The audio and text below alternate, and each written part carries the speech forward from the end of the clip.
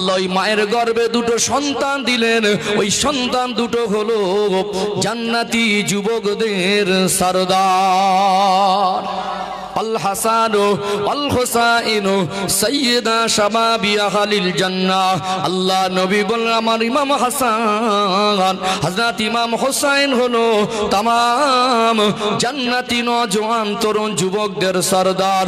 জান্নাতি যুবকদের সরদারের মাকে দেখবেন জান্নাতি মহিলাদের সরদারিনী, জান্নাতি মহিলাদের সরদারিনীর মাকে দেখবেন আল্লাহর আসমানের নিচে জমিনের উপরে শ্রেষ্ঠ মা।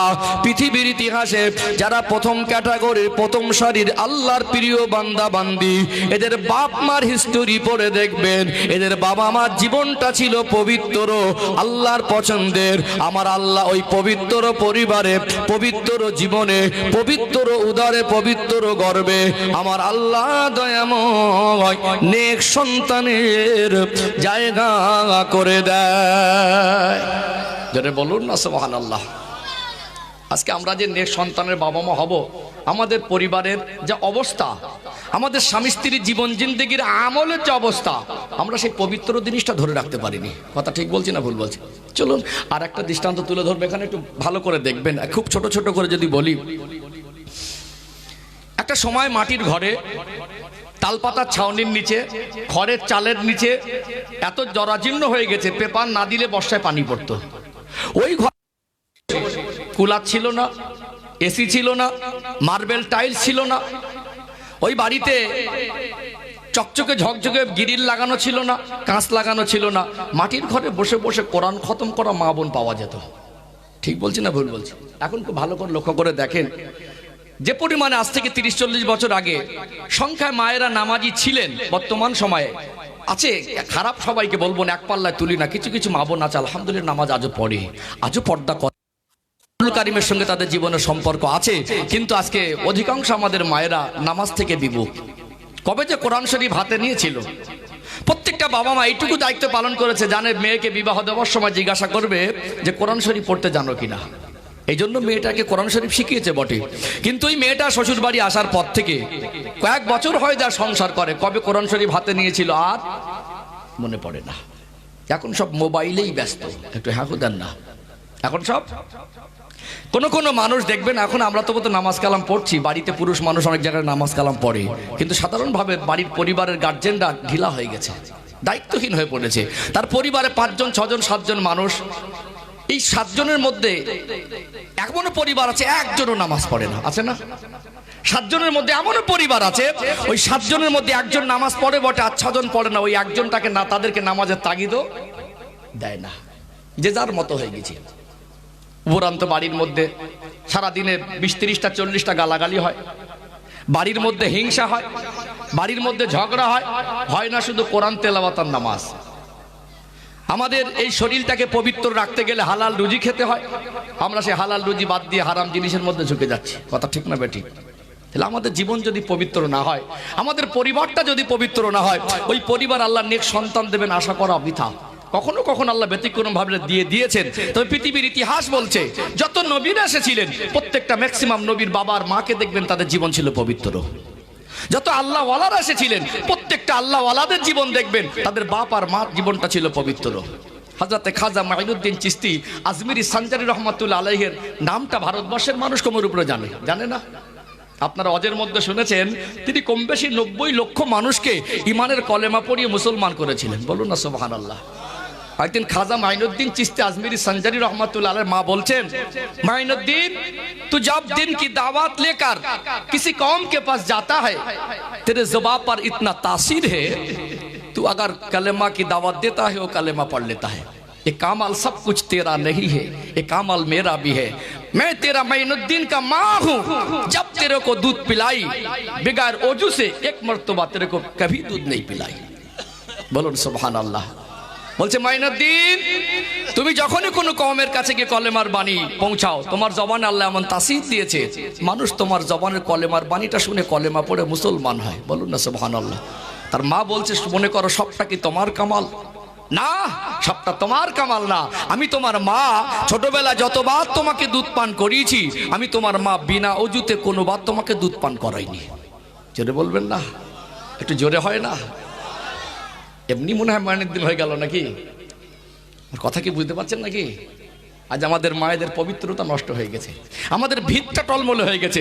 ভিত মজবুত দরকার আছে না? চলুন আর একটা দৃষ্টান্ত তুলে ধরি, ইনশাল্লাহ সহজে বুঝতে পারবেন। আর একটা দৃষ্টান্ত তুলে ধরি। ও ভাইজানেরা, সোনার মানিক যুবকেরা, আব্বারা মায়েরা, বোঝাতে চাইছিলাম, বাবা মা যদি ভালো না হয়, বাবা মা যদি নেক না হয়, বাবা মার জীবন চরিত্র যদি পবিত্র না হয়, ওই পরিবারের সন্তানটা নেক হবে কখনো আশা করা যায় না। যাদের জীবনটা অত্যন্ত পবিত্র ছিল, ওই পবিত্র মার গর্ভে আল্লাহ পাক দুনিয়ায় নেক সন্তানকে প্রেরণ করেছিলেন। বলুন সুবহানাল্লাহ। আর একটা দৃষ্টান্ত তুলে ধরে, আল্লাহ নবী হযরত ঈসা আলাইহিস সালামের নাম আপনারা শুনেছেন না শোনেন নাই? ওই নবীর আব্বার নাম কি আপনারা বলতে পারবেন? ঈসা আলাইহিস সালামের আব্বার নাম জানেন? হ্যাঁ, আব্বা নেই তো নাম হবে কোথা থেকে?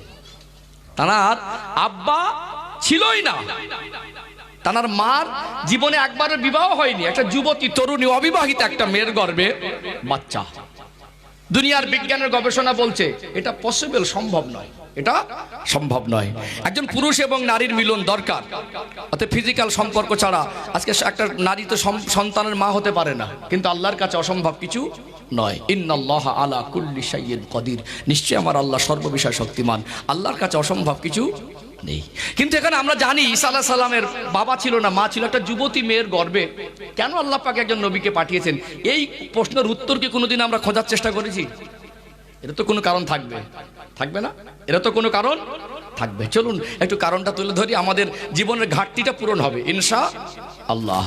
ও ভাইজানেরা, সোনার মানিক যুবকেরা, আব্বারা মায়েরা, আল্লাহ নবী হযরত ঈসা আলাইহিস সালামের মা হযরত মারিয়ামের জীবনটা একটু খুলে দেখবেন, তাদের জীবনীটা পড়াশোনা করবেন।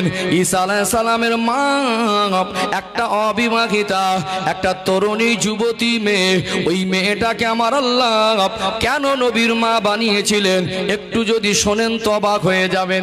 হযরত ঈসা আলাইহিস সালামের মা, ওই মায়ের হিস্টোরি দেখবেন। ঈসা আলাইহিস সালামের মায়ের নাম হলো হযরতে মারিয়াম। এই মারিয়াম আলাইহিস সালামের আব্বার নাম হলো হযরতে ইমরান আলাইহিস সালাম। ঈসা আলাইহিস সালামের নানা আর নানি, হযরত ঈসা আলাইহিস সালামের নানা আর নানি বিবাহ বন্ধনে আবদ্ধ হয়ে গেলেন। কয়েক বছর অতিবাহিত হয়ে গেল, সন্তান হয় না। স্বামী স্ত্রীর দাম্পত্য জীবন কয়েক বছর অতিবাহিত হওয়ার পরে যদি সন্তান না হয়, যতই টাকা পয়সা থাক, সম্পদ থাক আর নাইবা থাক, একটা সন্তানের জন্য স্বামী স্ত্রী ব্যতিব্যস্ত হয় কি হয় না? কত পেরেশান হয়ে যায়, আল্লাহর কাছে কাঁদে, আল্লাহর কাছে রোনাজারি করে, ও দয়াময় আল্লাহ, ও রব্বুল আলামিন আল্লাহ, আপনি কি আমাকে একটা সন্তান দেবেন না? কত পেরেশান হয়ে আল্লাহর কাছে কাঁদে। ঠিক তেমনি হযরতে ঈসা আলাইহিস সালামের নানার নানি, হযরত ঈসা আলাইহিস সালামের নানার নানি বিবাহ বন্ধনে আবদ্ধের পরে সন্তান হচ্ছিল না।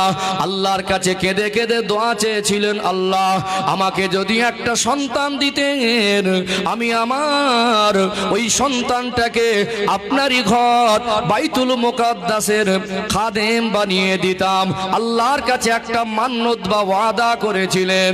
আমার আল্লাহ তিনি খুশি হয়ে গেলেন, তানাদের চোখের পানি ফেলা দোয়া আল্লাহ কবুল করে নিয়ে ঈসা আলাইহিস সালামের নানা নানির পরিবারে আল্লাহ দয়াময় তিনি খুশি হয়ে হযরত আম্মা জান মারিয়াম আলাইহিস সালামকে প্রেরণ করেছিলেন। বলুন সুবহানাল্লাহ। কি বলেছিলেন? আল্লাহ যদি একটা সন্তান দেন, আপনার ঘর বাইতুল মুকাদ্দাসের খাদেম বানাবো। ভুলে গেলেন, ছেলে হয় না মেয়ে হয়, আবেগে বললেন আল্লাহ একটা সন্তান দিলেই হবে। দেখবেন অনেকদিন পর সন্তান যদি না হয়, তখন আর এই ডিমান্ড থাকে না ছেলে না মেয়ে, আল্লাহ একটা দিক। আজ সমাজে কিছু নির্বোধ অপদার্থ আছে, একটা মেয়ের গর্ভ থেকে পরপর 3-4টে মেয়ে হওয়ার পরে তার সংসারটা দাঁড় করানো মুশকিল হয়ে যাচ্ছে। যত দোষ ওই মেয়েটার। আজ ঘটছে না? ঘটে না? ননদেশে একটা চিমটি কাটে, দেওর একটা কথা বলে, আত্মীয় স্বজনের একটা কথা বলে, ওর ছেলেটার বোনটা এসে বলছে তুই কোন মেয়েকে বিবাহ করেছিস, এ ভাবির পেটে আর ছেলে হবে না। কত বড় নির্বোধ অপদার্থ অমানুষ, চিন্তা করেছেন? মা ছেলেটাকে বলছে তুই এমন একজনকে বিয়ে করেছিস ওর পেটে ছেলে নেই, সন্তান দেবার মালিককে একটু হ্যাঁ হুদান না জোরে বলেন আল্লাহ। একটা মানুষ সে যদি একটা মেয়ে তার গর্ভে যদি আল্লাহ পর পর 5টা বা 7টা মেয়ে দেয়, এর জন্য তার কি কোনো ক্ষমতা আছে ছেলে বা মেয়ে আনার পিছনে? একজন ইমানদার কোন দিক থেকে ওই মেয়েটাকে কি দোষী করতে পারে? এমন অনেক পুরুষ আছে মেয়েটার বারবার মেয়ে হচ্ছে বলে 3টে মেয়ের পর আশা করে একটা ছেলে হবে, অনেক কিছু দোয়াদারি করেছে, পরে খবর শুনেছে মেয়ে হয়েছে আর দেখতেও যায় না। দোষটা কাকে দিচ্ছেন? মেয়েটা দুর্বল বলে আমাদের সমাজের কিছু পুরুষ আছে স্ত্রীকে মেরে বউকে মারধর করে মোস্তানি দেখায়। মহিলাদের ঘরের মহিলাদের মেরে কি মোস্তানি হয়? আল্লাহ রসুল সাল্লাল্লাহু আলাইহি সাল্লাম তিনি তার স্ত্রীদেরকে কোনোদিন মারেননি। আজকে আমাদের সমাজের কিছু পুরুষ আছে এরা স্ত্রীকে মেরে মোস্তানি দেখায়। ওই তো তোমার সমাজে একটা অসহায় গরিব মানুষের উপরে অবিচার হয়, তখন তোমার মোস্তানি কোথায় যায়? তোমার সমাজে ক্ষমতার বলে, টাকার বলে, অর্থের বলে একটা অসহায় নিরীহ জায়গা দখল করে বসে আছে, কেস করে উল্টো তাকে হ্যারাসমেন্ট করছে, তোমার তখন মোস্তানি কোথায় যায়? ওই স্ত্রীকে মেরে মোস্তানি, ওটা মোস্তানি না। মাঝে মাঝে আবার চার দোকানের গল্প করে মেয়েদের শুইয়ে দিয়েছি, ওটা মোস্তানি না। কথা ঠিক না বেঠিক? সম্মানিত ভাইরা, আজকে আমরা কত রকম শারীরিক মানসিক টর্চার করি একটা মেয়ের গর্ভে। যখন পরপর 4টে 5টা মেয়ে হয় ওকে যার্রা পরিমাণ কোনো দোষারোপ করা উচিত নয়। যখনই 1টা 2টো 3টে 4টে মেয়ে হয়, এমনও কিছু নির্বোধ মানুষ আছে ওই মেয়েটাকে বাদ দিয়ে পুনরায় আবার একটা বিবাহ করে, এগুলো উচিত নয়। আল্লাহ দয়াময়, তিনি ছেলে সন্তান দেওয়ার মালিক, তিনি মেয়ে সন্তান দেওয়ার মালিক। দুনিয়ার মানুষের হাতের পিছনে কোনো ক্ষমতা নাই। ও ভাইরা বাবাজিরা, আজকে ছেলে হো সন্তান, মেয়েও সন্তান, মেয়ে যদি বেশি হয় আল্লাহ দয়াময় ওই সংসারে রহমত বরকত বেশি নাজিল করে দেয়। বলুন সুবহানাল্লাহ। আল্লাহ নবী বললেন যদি দুনিয়ায় একটা আল্লাহ পাক একটা পরিবারে কাউকে পরপর 4টে মেয়ে দেয়, ওই 4টে মেয়েকে যদি খুশি মনে ইসলামের শিক্ষায় শিক্ষিত করে ভালো করে মানুষ করে দিনী পরিবেশে মানুষ করে ভালো ছেলের সাথে বিবাহ দিয়ে দেয়, আল্লাহ খুশি হয়ে ওই মানুষটাকে হাসরের ময়দানে আল্লাহ জান্নাত নসিব করে দেবে। বলুন সুবহানাল্লাহ। ও ভাইরা বাবাজিরা, কিন্তু আমরা বুঝি না, আমাদের হাতে কিছু নেই। আল্লাহ যাকে যেটা ভালোবাসেন, আল্লাহ যেটা মনে করেন, আল্লাহ সিদ্ধান্তে আমরা খুশি না হয়ে বরং আমরা আমাদের স্ত্রীদের উপরে মানসিক শারীরিক টর্চার করি। ওই পরিবারের সব মানুষ, ছেলের মা, ছেলের বাবা, ছেলের বোন, ছেলের ভাই, পরিবারটা বিরুদ্ধে চলে যায়। কিন্তু আল্লাহর কাছে চাইতে হবে। আজকে মেয়েটা দুর্বল বলে আজকে হয়তো কিছু মুখ ফুটে বলতে পারে না। মেয়েটা যদি ঘুরিয়ে তো তার স্বামীরও দোষ দিতে পারতো না? যাদের আজকে এই ছেলে আর মেয়ে ডিমান্ড করছেন, আল্লাহ যদি সন্তানই না দিত তাহলে কি করতেন? তখন জিজ্ঞেস করেন, এমনও মানুষ আছেন বিবাহের পরে 8-10 বছর হয়ে গেল কোনো সন্তান হয় না, তখন আর ডিমান্ড নেই, তখন বলছে আল্লাহ একটা দাও। তখন কি আল্লাহ আমাকে একটা সন্তান দিলে হবে, এরকম কথা বলে না? আল্লাহ দিয়েছে শুকরিয়া আদায় করেন। যদি না দিতেন তো যে কথা বলছিলাম হযরত মারিয়াম আলাইহিস সালামের কথা বলছিলাম না? আল্লাহর নবী হযরত ঈসা আলাইহিস সালামের নানার নানি তানারা আল্লাহর কাছে ওয়াদা করেছিলেন, আল্লাহ পাক আমাদের কি সন্তান দেবেন না? আপনি একটা সন্তান যদি দিতেন তাহলে আপনার ঘর বাইতুল মুকাদ্দাসের খাদেম বানিয়ে দিতাম। আল্লাহ দোয়া কবুল করলেন, আল্লাহ সন্তান দিলেন, মেয়ে সন্তান, নাম রাখলেন মারিয়াম। হযরত মারিয়াম আলাইহিস সালাম একটু বড় হলো, তার আব্বার মা ওয়াদা খেলাপ করলো না, কথার খেলাপটা করলো না। আল্লাহর কাছে কথা দিয়েছিলেন, আল্লাহ সন্তান যদি দেন বাইতুল মুকাদ্দাসের খাদেম বানাবো। কথা মতো ওই মেয়েটাকে আল্লাহর ঘর বাইতুল মুকাদ্দাসের খাদেমা বানিয়ে দিয়েছিলেন। বলুন সুবহানাল্লাহ। কোন বাইতুল মুকাদ্দাস? প্রসঙ্গ এসেছে, একটু সংক্ষেপে দুই একটা কথা বলে দেই। এই বাইতুল মুকাদ্দাস হলো আমাদের রাসূল আর সাহাবা চৌথা প্রাথমিক অবস্থায় এই বাইতুল মুকাদ্দাস হলো মুসলমানদের প্রথম কিবলা। কাবা শরীফটা প্রথম কিবলা ছিল না। জেরুজালেম শহরে আজকে ইসরায়েল প্যালেস্তাইন 1 বছরে ঊর্ধ্বে হয়ে গেল, প্রায় কাছাকাছি যুদ্ধ চলছে। ওই মসজিদটাকে, ওই বাইতুল মুকাদ্দাসকে সন্ত্রাসী ইসরায়েল যেটাকে দখল করতে চাইছে, আর ফিলিস্তিনি মুসলমান ইমানদার ইমানি সম্পদ আল্লাহর ঘরকে তারা দখল দেবে না, জান দিয়ে দেবে। আল্লাহর ঘরকে তারা রক্ষা করার চেষ্টা আজও পর্যন্ত চালিয়ে যাচ্ছে কি যায় না। ওই বাইতুল মুকাদ্দাসের দিকে নবী আমার 16 থেকে 17 মাস নামাজ ফরজ হবার পরে, আর আল্লাহ পাক নামাজ ফরজ করেছেন মেরাজের পর থেকে। তার আগেও আমার নবী তিনি নামাজ আদায় করতেন। ওই নামাজটা আদায় করতেন বাইতুল মুকাদ্দাসের দিকে ফিরে। আল্লাহ নবী হুজুরের 51 বছর বয়সে আমার রাসূলুল্লাহ জীবনে হয়ে গেল মেরাজ। ও ভাইরা বাবাজিরা, আর 53 বছর বয়সে হিজরত করছেন আল্লাহ নবী সাল্লাল্লাহু আলাইহি ওয়াসাল্লাম। হুজুর আমার তিনি এই মেরাজের সময় নামাজ ফরজ হওয়ার পর থেকেও সাহাবাদের নিয়ে নামাজ পড়তেন বাইতুল মুকাদ্দাসের দিকে মুখ করে। আল্লাহ নবী হুজুর আমার একদিন বারবার নামাজে নিয়ত করে মনে করছিলেন, আল্লাহ পাক বাইতুল মুকাদ্দাসটাকে যদি কিবলা না করে আপনি যদি পবিত্র কাবাখানকে আমার উম্মতের জন্য কিবলা করে দিতেন, আমি রাসূলুল্লাহ খুশি হয়ে যেতাম। নামাজের মধ্যেই আছেন। ও ভাইরা বাবাজিরা, আল্লাহর কোরআনুল কারীমের আয়াত নাজিল হয়ে গেল, কদ নারা তাকাল্লুবা ওয়াজহিকা ফিস সামা ফালানুওয়াল্লিয়ান্নাকা কিবলাতান তারদাহা ফাওয়াল্লি ওয়াজহাকা শাতরাল মসজিদিল হারাম কদ নারা তাকাল্লুবা ওয়াজহিকা ফিস সামা। এ আমার হাবিব, এ আমার দোস্ত, আপনি বারবার আসমানের দিকে তাকাচ্ছেন। আপনার মনে হচ্ছে, আপনি যদি মনে করছেন কাবা ঘরটা যদি কিবলা হতো, আমার আল্লাহ বললেন ফাওয়াল্লি ওয়াজহাকা শাতরাল মসজিদিল হারাম। আপনি আপনার ওই নূরানি চেহারা মোবারক আপনি মসজিদে আকসা বাইতুল মুকাদ্দাসের দিক থেকে ফিরিয়ে, আল্লাহ বললেন আপনি কাবা ঘরের দিকে ফিরিয়ে নেন। 2 রাকাত নামাজ হলো। আমার নবী নামাজ পড়াচ্ছিলেন ইমাম হয়ে। নামাজ পড়াতে পড়াতে আল্লাহর কোরআনের আয়াত নাজিল হলো। আল্লাহ নবী নামাজ পড়তে পড়তে পুরো উল্টো দিকে ঘুরে গেলেন, আল্লাহর কাবার দিকে মুখ করলেন। ওই সময় থেকে কিবলাটাকে আল্লাহ পরিবর্তন করে দিলেন। ও ভাইরা বাবাজিরা, যারা হাজী সাহেব আছেন, মদিনা শরীফে গিয়ে যেখানে নবী আমার নামাজ পড়ে যে মসজিদে নামাজ পড়তে পড়তে কিবলা পরিবর্তন হয়ে গেল, আজকে ওই জায়গায় এসে মসজিদটা আছে, ওই মসজিদটার নাম হলো মসজিদে কিবলাতাইন। 2টো কিবলা যুক্ত মসজিদ, মসজিদে কিবলাতাইন, মসজিদে কিবলাতাইন।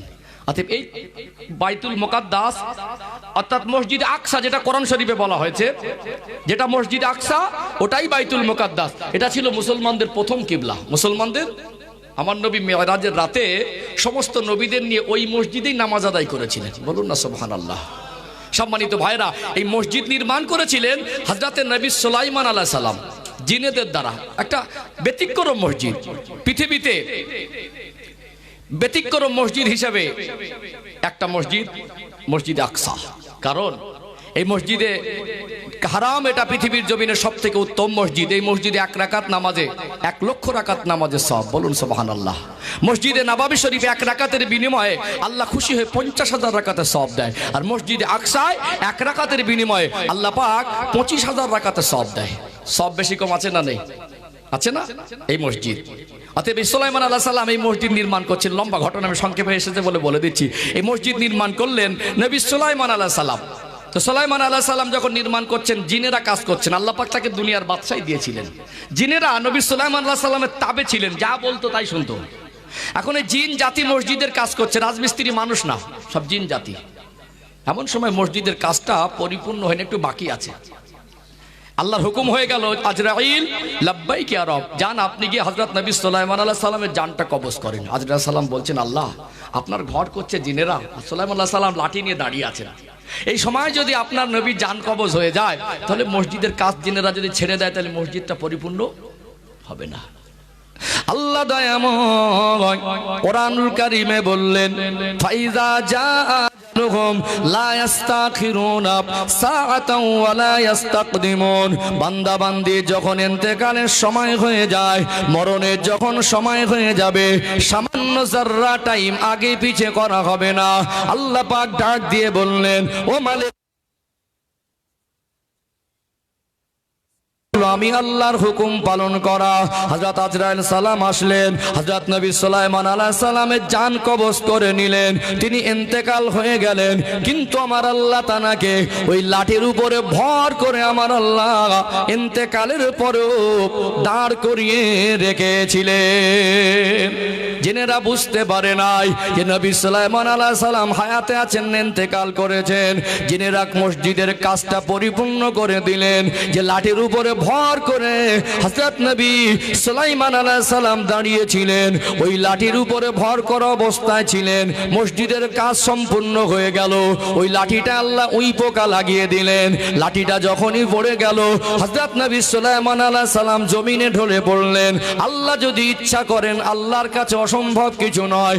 ওই মসজিদের কয়েকটা কথা বলেছি, কয়েকটা বৈশিষ্ট্য বলেছি, এর দ্বারা বোঝা যায় ওই মসজিদের সম্মান আছে না নেই? আছে না? এটা যদি মুসলমানদের প্রথম কিবলা হয়, ওই মসজিদে যদি আমার রাসূল মেরাজের রাতে সমস্ত নবীদের নিয়ে 2 রাকাত শুকরিয়ার নামাজ পড়ে, ওই মসজিদ নির্মাণের ক্ষেত্রে নবী সুলাইমান আলাইহিস সালাম যদি জেনেদের দ্বারা কাজ করায়, আমার আল্লাহর ইশারায় যদি জেন মারফত যদি মসজিদটা আমার আল্লাহ একজন নবীর দায়িত্বে তত্ত্বাবধানে মসজিদটা পরিপূর্ণ করেন, ওই মসজিদে যদি নামাজের সওয়াব বেশি হয়, ওই মসজিদের একটা স্পেশালিটি আছে না নেই? হযরতে মারিয়াম আলাইহিস সালামের মা আব্বা বলেছিলেন, আল্লাহ পাক আপনি যদি আমাকে সন্তান দিতেন, তাহলে ওই বাইতুল আকসা, ওই মসজিদে আকসা, ওই মসজিদের খাদেম বানাবো। মসজিদটা যেহেতু সম্মানী, নিয়তটা করেছিলেন, ওয়াদা ভঙ্গ করেন নাই। আল্লাহর কাছে ভুলে গেলেন, ছেলে না মেয়ে, সন্তান চেয়েছিলেন, আল্লাহ সন্তান দিলেন মেয়ে। মেয়ে তো কি হয়েছে, মসজিদের খাদেমা। ছোট থেকে হযরতে মারিয়াম বড় হচ্ছেন, হযরত ঈসা আলাইহিস সালামের মা হযরতে মারিয়াম বড় হতে লাগলেন। এত জীবনটা পবিত্রা, দুনিয়ায় কোনো পরপুরুষের দিকে কুনজরে দেখতেন না, দুনিয়ায় কারোর সঙ্গে কোনো বাজে ভাষায় কথা বলতেন না, লেবাসে পোশাকের মধ্যে কোনো বেহায়াপনার আলামত দেখা যেত না। অত্যন্ত আদবী, অত্যন্ত নেক, অত্যন্ত দুনিয়ায় পবিত্রা জীবন তিনি তৈরি করেছিলেন। আমার আল্লাহ ওই যুবতী মহিলা, ওই যুবতী তরুণী মেয়ে হযরত মারিয়াম আলাইহিস সালাম, যিনি ঈসা আলাইহিস সালামের মা, আল্লাহ তো খুশি হয়ে গেলেন, আল্লাহ তো সন্তুষ্ট হয়ে গেলেন। তার জীবন জিন্দেগির উপরে আল্লাহর ঘরের খাদেমা হয়েছিলেন। আর আল্লাহ দয়াময় খুশি হয়ে আল্লাহ জান্নাত থেকে খাদ্য প্রেরণ করতেন। গল্প না, একটা মানুষ আল্লাহ জান্নাতের খাবার দুনিয়ায় খাবে, এটা সৌভাগ্য না? কি গো, গাজার আসরে বসলে জান্নাতের খাবার আসবে? হ্যাঁ হুদান না। মদ খেয়ে পড়ে থাকলে জান্নাতের খাবার আসবে? জীবনটা পবিত্র ছিল। ওই খাবারটা যখন খেতেন, প্যালেস্তাইন, এখন যেটা ফিলিস্তিন ভৌগোলিক ম্যাপের অবস্থান, তখন ওই এলাকার মানুষেরা বলতো, ক্বালা ইয়া মারিয়ামু আন্না লাকি হাযা, হে মারিয়াম, এই খাদ্য কোথা থেকে আসে? তুমি যে খাদ্যটা, না কিছু লাগবে না, আলহামদুলিল্লাহ ঠিক আছে, সুস্থ আছে, অসুবিধা নেই, প্রয়োজন হলে বলে নেবো। তো মারিয়াম, এই খাদ্যটা যে তুমি খাও, এই খুশবুদার খাদ্য, এটা আমরা তো খাইনি, কিন্তু যেটা আমরা দেখি এইরকম খাদ্য তো প্যালেস্তাইনের কোনো বাজারে আশপাশে কিনতে পাওয়া যায় না। খাদ্য কোথা থেকে আসে? কোরআন শরীফ আল্লাহ বলছেন, মানুষ জিজ্ঞাসা করতো, ক্বালা ইয়া মারিয়ামু আন্না লাকি হাযা, মারিয়ামে খাদ্য তোমার কাছে কোথা থেকে আসে? তিনি বলতেন, ক্বালাত হুয়া মিন ইনদিল্লাহ, এটা আমার আল্লাহর তরফ থেকে আসে। বলুন না সুবহানাল্লাহ। কোরআনের আয়াত দ্বারা যেটা বোঝা যায়, তার জীবন চরিত্র যদি পবিত্র না হতো, ওই মানুষটার জীবন যদি পবিত্র না হতো, আল্লাহ জান্নাতের খাদ্য তার কাছে আসতো? তার কাছে আসতো না।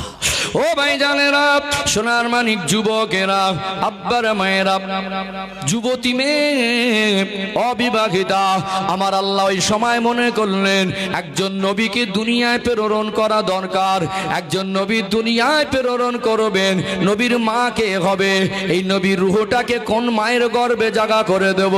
আমার আল্লাহ তদানীন্তন সময়ে তিনি বুঝলেন এই জমানায় সব থেকে পবিত্র না কোনো মহিলা যদি থাকে তিনি অন্য কেউ নয়, তিনি হযরতে মারিয়াম। যেহেতু আমার আল্লাহ ওই বান্দিকে ভালোবেসে জান্নাতের খাবার পাঠাতেন, আর আমার আল্লাহ ব্যতিক্রম ভাবে ওই যুবতী মেয়েকে আমার আল্লাহ একজন নবীর মা বানিয়ে দিয়েছিলেন। বলুন সুবহানাল্লাহ। যখন দুনিয়ায় হযরতে নবী ঈসা আলাইহিস সালাম ভূমিষ্ঠ হলেন, চিন্তায় পড়ে গেলেন আমার কওমের মানুষ আমায় কি বলবে? নিশ্চয়ই আমার কওমের মানুষ আমার সঙ্গে অনেক রকম খারাপ ব্যবহার করতে পারে, আমাকে নিয়ে অনেক বাজে মন্তব্য করতে পারে। বাচ্চা হযরত নবী ঈসা আলাইহিস সালামের কোলে করে নিয়ে যখন কওমের কাছে আসলো, ওই কওমের মানুষ বলেছিল, এ মারিয়াম তুমি তো অবিবাহিতা, তোমার এই বাচ্চার আব্বাকে একটা মানুষ যদি বিবাহ বন্ধনে আবদ্ধ না হয় ওই মহিলা তোর সন্তানের বাবা মা হতে পারে না, আর তা না হয় তোমার সঙ্গে কারোর কোনো অবৈধ সম্পর্ক আছে। হযরত মারিয়াম আলাইহিস সালাম বলতেন, আমি আমার কখনো আমার জীবনে সজ্ঞানে কোনো পরপুরুষের সঙ্গে শারীরিক সম্পর্কে ফিজিক্যাল সম্পর্কে লিপ্ত হয়নি, অতএব এই সন্তানের আব্বাকে এটা তো আমার জানা নাই, তবে আমি আল্লাহর কুদরতি ক্ষমতায় মা হয়েছি। এই সন্তানকে জিজ্ঞাসা করেন আব্বাকে। আল্লাহর নবী হযরতে ঈসা আলাইহিস সালামের মা তিনি অত্যন্ত সম্মানী ছিলেন, অত্যন্ত আল্লাহর প্রিয় বান্দি ছিলেন। তার সম্মান রক্ষার তাগিদে আমার আল্লাহ ওই অল্প কয়েকদিন মাত্র বয়স হযরত নবী ঈসা আলাইহিস সালামকে কথা বলার শক্তি দিয়েছিলেন। তিনি কথা বলে বলেছিলেন, আমার আল্লাহ আমাকে নবী করে পাঠিয়েছেন। ক্বালা ইন্নী আব্দুল্লাহ, আমি হলাম আল্লাহ পাকের বান্দা। বলুন সুবহানাল্লাহ। কথা কি বুঝতে পারছেন? তাহলে একজন যুবতী মেয়েকে নবীর মা হওয়ার পিছনে তার জীবনের পবিত্রতাটা ছিল বড় সম্পদ। তার জীবনের পবিত্রতা ছিল বড় সম্পদ। মার জীবন যদি পবিত্র না হয়, মা যদি আদর্শবান না হয়, মার ভিতরে যদি আল্লাহর ভয় না থাকে, মার ভিতরে ইসলামের আলো না থাকে, ওই মায়ের গর্ভে নেক্সট সন্তান আসবে আশা করা যায় না। আগে মা বোনরা গর্ভবতী বাচ্চাকে পেটে নিয়ে সংসারে কত কষ্ট, কত কষ্ট। ওই মানে এখন তো চাল কিনে খাওয়া, তখন বাড়িতে চাষের কাজ থাকতো না, ঢেকিতে ধান ভানতে হতো। এত কষ্টর জীবনে তারপরেও 5 ওয়াক্ত নামাজ পড়ে গর্ভে বাচ্চা নিয়ে আল্লাহর কাছে কাঁদতো, আল্লাহ আমাকে একটা নেক সন্তান দেন, আল্লাহ আমাকে একটা নেক সন্তান দেন। তাদের দোয়া আল্লাহ কবুল করেছিলেন। অভাবের সংসার ছিল, কিন্তু তাদের পরিবারের সন্তানগুলো আমানতদার ছিল, বলেছিল জমিটা তোকে দিয়ে দেবো তো দিয়ে দেবো। আর এখনকার মানুষ সকালে এক কথা বিকালে এক কথা, 500 টাকা ইমান বিক্রি হয়। কথা ঠিক না বেঠিক? এক জমি 2-3 বার বিক্রি করে বসে রয়েছে, ফাঁস কাতারে গিয়ে সাদা জামা পরে টকচক চকচক করছে, মনে হবে আল্লাহর ওলি।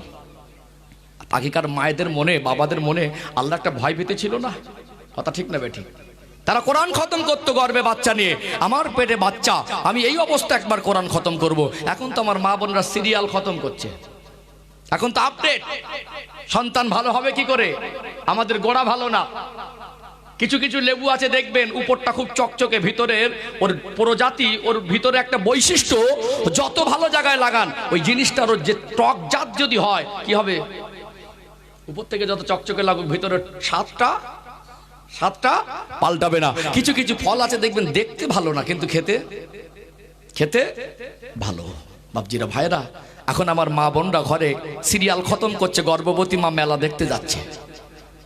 আগে মানুষ 2-4 জন নাম করা মদখোর থাকতো, মানুষ ঘৃণা করতে, এটা মদখোর। এখন সব ভিতরে ভিতরে ভদ্র মদখোর। কত মদখোর আছে সেটা আপনারা উপর থেকে বুঝতে পারবেন না। এখন আল্লাহ পয়সা দিয়েছে, আগে বিড়ি টানতো, বিড়ি খাতো, এখন সিগারেট খায়, অর্ধেকটা খায় আর অর্ধেকটা ফেলে দেয়। পাশ থেকে একজন বলছে ভাই 2টা মারা যেত, আরে আবার একটা ধরাবো। এখন আপডেট হয়েছে, আমাদের ছেলে মেয়েরা ইংরাজি বাংলা পাইল করে কথা বলছে না, ইংরাজি আর বাংলা শব্দ মিক্সড। এখন যাদের 2টো পয়সা হয়েছে এরা আবার একটু আপডেট হয়ে আগে হাঁড়ি আর বাংলা খেতে এখন ইংলিশ চালাচ্ছে। আজ আমরা বাবা মা কত অসচেতন, বিশ্বাস করুন, আফসোসের সঙ্গে বলছি, ম্যাক্সিমাম ঘরে ছেলে মেয়েদের বিবাহ সম্বন্ধ ঠিক হয়ে যাবার পরপরই ছেলে মেয়ের কথা শুরু। এখনো কবুল বলেনি, এখন শরীয়তের দৃষ্টিকোণ থেকে বিবাহ হয়নি। মেয়েটাকে নিয়ে ছেলে চলে যাচ্ছে পরীক্ষা দিতে। কথা মনে বুঝতে পারছেন না? বলছে ওটা কে? বলে আমাদের জামাই। জামাইটা কবুল বলবে তবে তো হবে। কথা মনে বুঝতে পারছেন না? বিবাহের আগে প্রেম ভালোবাসার সম্পর্ক, এমন রিপোর্ট আছে আগে গর্ভবতী হয়ে গেছে, মান সম্মান বাঁচানোর তাগিদে তাড়াহুড়ো তড়িৎ করে বিবাহ দিয়ে দিয়েছে। চলছে না? চলে না? হ্যাঁ দেন না। একটা ছেলে রাত 10টা 11টার সময় ক্যারাম বোর্ডে দাঁড়িয়ে দাঁড়িয়ে পেশাব করে পানি নেয় না, বিড়ি টেনে সিগারেট টেনে ঘরে ফিরেছে। অজু কি জিনিস বোঝে না। ওর স্বামী স্ত্রী জীবন অতিবাহিত করছেন, ফিজিক্যাল সম্পর্কে লিপ্ত হচ্ছেন। ওই পরিবারে কি ভালো ছেলে আসবে, ভালো মেয়ে আসবে? এখন তো সব ভদ্র গাঁজাখোর। আমাদের ছেলে বলে জীবনটা নষ্ট হয়ে যাচ্ছে। এইরকম একদম তরুণ এদেরকে বাবা মা অসচেতন, অসৎসঙ্গ দোষে পড়ে এরা একেবারে গাঁজাখোর সব টিম তৈরি করে ফেলেছে। চেহারা দেখে বোঝার উপায় নেই। কষ্ট করে 400-500 টাকা রোজগার করছে, তার ভিতর থেকে ওর থেকে গাঁজা খাওয়া টাকাটা আলাদা করে আছে। গাঁজা না খেলে দিন পার হয় না। রাত 12টা 1টা 2টো শ্বশুর বাড়ি যাবে, সিগারেটের মধ্যে গাঁজা পাক দিয়ে নিয়ে চলে গেছে। বিশ্বাস করেন আপনারা? ঠিক বলছি না ভুল বলছি? এ তো পাকা গাঁজাখোর। ওখানে গিয়ে একটা মান সম্মান পাবে কি না পাবে, কি পরিস্থিতি হয়। আবার মানে কি বলে, লেবুর পাতা ভালো করে ডোলে চিবিয়ে দেয়। মনে যখন শ্বশুর বাড়ি গেছি, মান সম্মানের ব্যাপার তো, ওখানে যদি বুঝতে পারে জামাই গাঁজাখোর, মানে গাঁজা না খেলে দিন পার হবে না। মানে সিগারেটের মধ্যে আগে তো কলকে টানতো, এখন সব আপডেট হয়ে গেছে। ছোট ছোট পুরিয়া সিগারেটের মধ্যে দেয়। শ্বশুর বাড়ি যাচ্ছে বিবাহ করে, এতদিন বাবা মা হওয়ার অপশন ছিল না, এখন শ্বশুর বাড়ি যাচ্ছে সিগারেটের মধ্যে করে গাঁজা পাক দিয়ে নিয়ে যাচ্ছে। গাঁজা খেয়ে আবার লেবু পাতা চিবিয়ে ফেলে দেয় যাতে ধরতে না পারে। কিন্তু মানুষকে ফাঁকি দেওয়া যাবে, আল্লাহকে ফাঁকি দেওয়া যাবে? হাকু দেন না। আগে বিড়ি খেত, এখন সিগারেট খাচ্ছে। শ্বশুর বাড়ি যাচ্ছে, দোকানদারকে বলছে, দোকানদার 4 প্যাকেট সিগারেট দাও। বলছে তুই তো ভাই বিড়ি খাস আর সিগারেট, মানে শ্বশুর বাড়ি যাবো। এতদিন আব্বা মা হওয়ার অপশন ছিল না, এক ধাপ তো বাড়তে হবে। আল্লাহ আমাদের পরিবারকে হেফাজত করেন। আল্লাহ আমাদের প্রত্যেকের পরিবারে ইসলামের আলো দান করেন। আল্লাহ দেখিয়ে দেওয়ার রাস্তায়, নবী দেখিয়ে দেওয়ার রাস্তায়, সুন্নাতের আলো আমরা জীবন অতিবাহিত করতে পারি। আল্লাহ তৌফিক দান করেন। বলেন আল্লাহুম্মা আমিন। ঠিক ভালো করে দেখবেন, আজ বিবাহের আগে অবৈধ সম্পর্ক, বিবাহের আগে পবিত্রতা নষ্ট, বিবাহের পরেও আমাদের জীবনে কখনো চোখের পানি ফেলে মাটা বলছে না আল্লাহ আমাকে একটা নেক সন্তান দেন। এবং নেক সন্তান পেতে গেলে মার জীবনে যে পবিত্রতা শর্তটা দরকার, সেটাও মার ভিতরে নেই। বাবা যে ভালো হবে, তারপরেও বাবার ভিতরে সেই দায়বদ্ধতা নেই। বাবাও কেউ মদখোর, কেউ গাঁজাখোর, কেউ বিড়িখোর। এই তো জীবন। তাহলে এখানে গাড়ি চকচকে করেছি, বাড়ি চকচকে করেছি, মার্বেলস করেছি, টাইলস করেছি, এসি করেছি, কিন্তু আমাদের চরিত্রের পবিত্রতা আমরা করতে পারিনি। আলোচনায় কি রাগ করছেন নাকি? কথা বাস্তব না বাস্তব? বাস্তব না বাস্তব? তারপরে এবারে আল্লাহ তারপরে সন্তান দিলেন। সন্তান দেওয়ার পরে দায়িত্ব আছে না নেই? আছে না? তাহলে প্রাথমিক পর্বে বললাম, বাবা মা যদি নেক না হয়, ওই পরিবারের নেক সন্তান আসবে এটা আশা করা যায় না। পৃথিবীর ইতিহাস বলছে, পৃথিবীর ইতিহাস বলছে। চলুন আর একটা দৃষ্টান্ত ছোট করে তুলেই ধরি, তাহলে আর একটু ভিতটা মজবুত হবে ইনশাআল্লাহ। ও ভাইজানেরা, সোনার মানিক যুবকেরা, আব্বারা মায়েরা, আল্লাহর ওলি হযরত মুহাম্মদ ইবনে ইসমাইল বুখারী রাহমাতুল্লাহ আলাইহির কথাটা সংক্ষেপে একটু তুলে ধরে। আজ গোটা পৃথিবীতে যত আলেম আছে, বুখারী শরীফের জ্ঞান অর্জন ছাড়া আলেম হওয়া কি সম্ভব? গোটা পৃথিবীর মানুষ এক কথায় বুখারী শরীফটাকে চেনে কি চেনে না? বুখারী শরীফের নামটা সবাই জানে। অতএব বুখারী শরীফ সহিহ হাদিসের 6টা 76 সহিহ হাদিসের কিতাবের মধ্যে অন্যতম সম্মানী কিতাব হলো সহিহুল বুখারী শরীফ। বুখারী শরীফ, মুসলিম শরীফ, তিরমিজি শরীফ, আবু দাউদ শরীফ, ইবনে মাজাহ শরীফ, নাসাঈ শরীফ, এই 6টি সহিহ হাদিসের কিতাবের সবথেকে সম্মানী কিতাব হলো বুখারী শরীফ।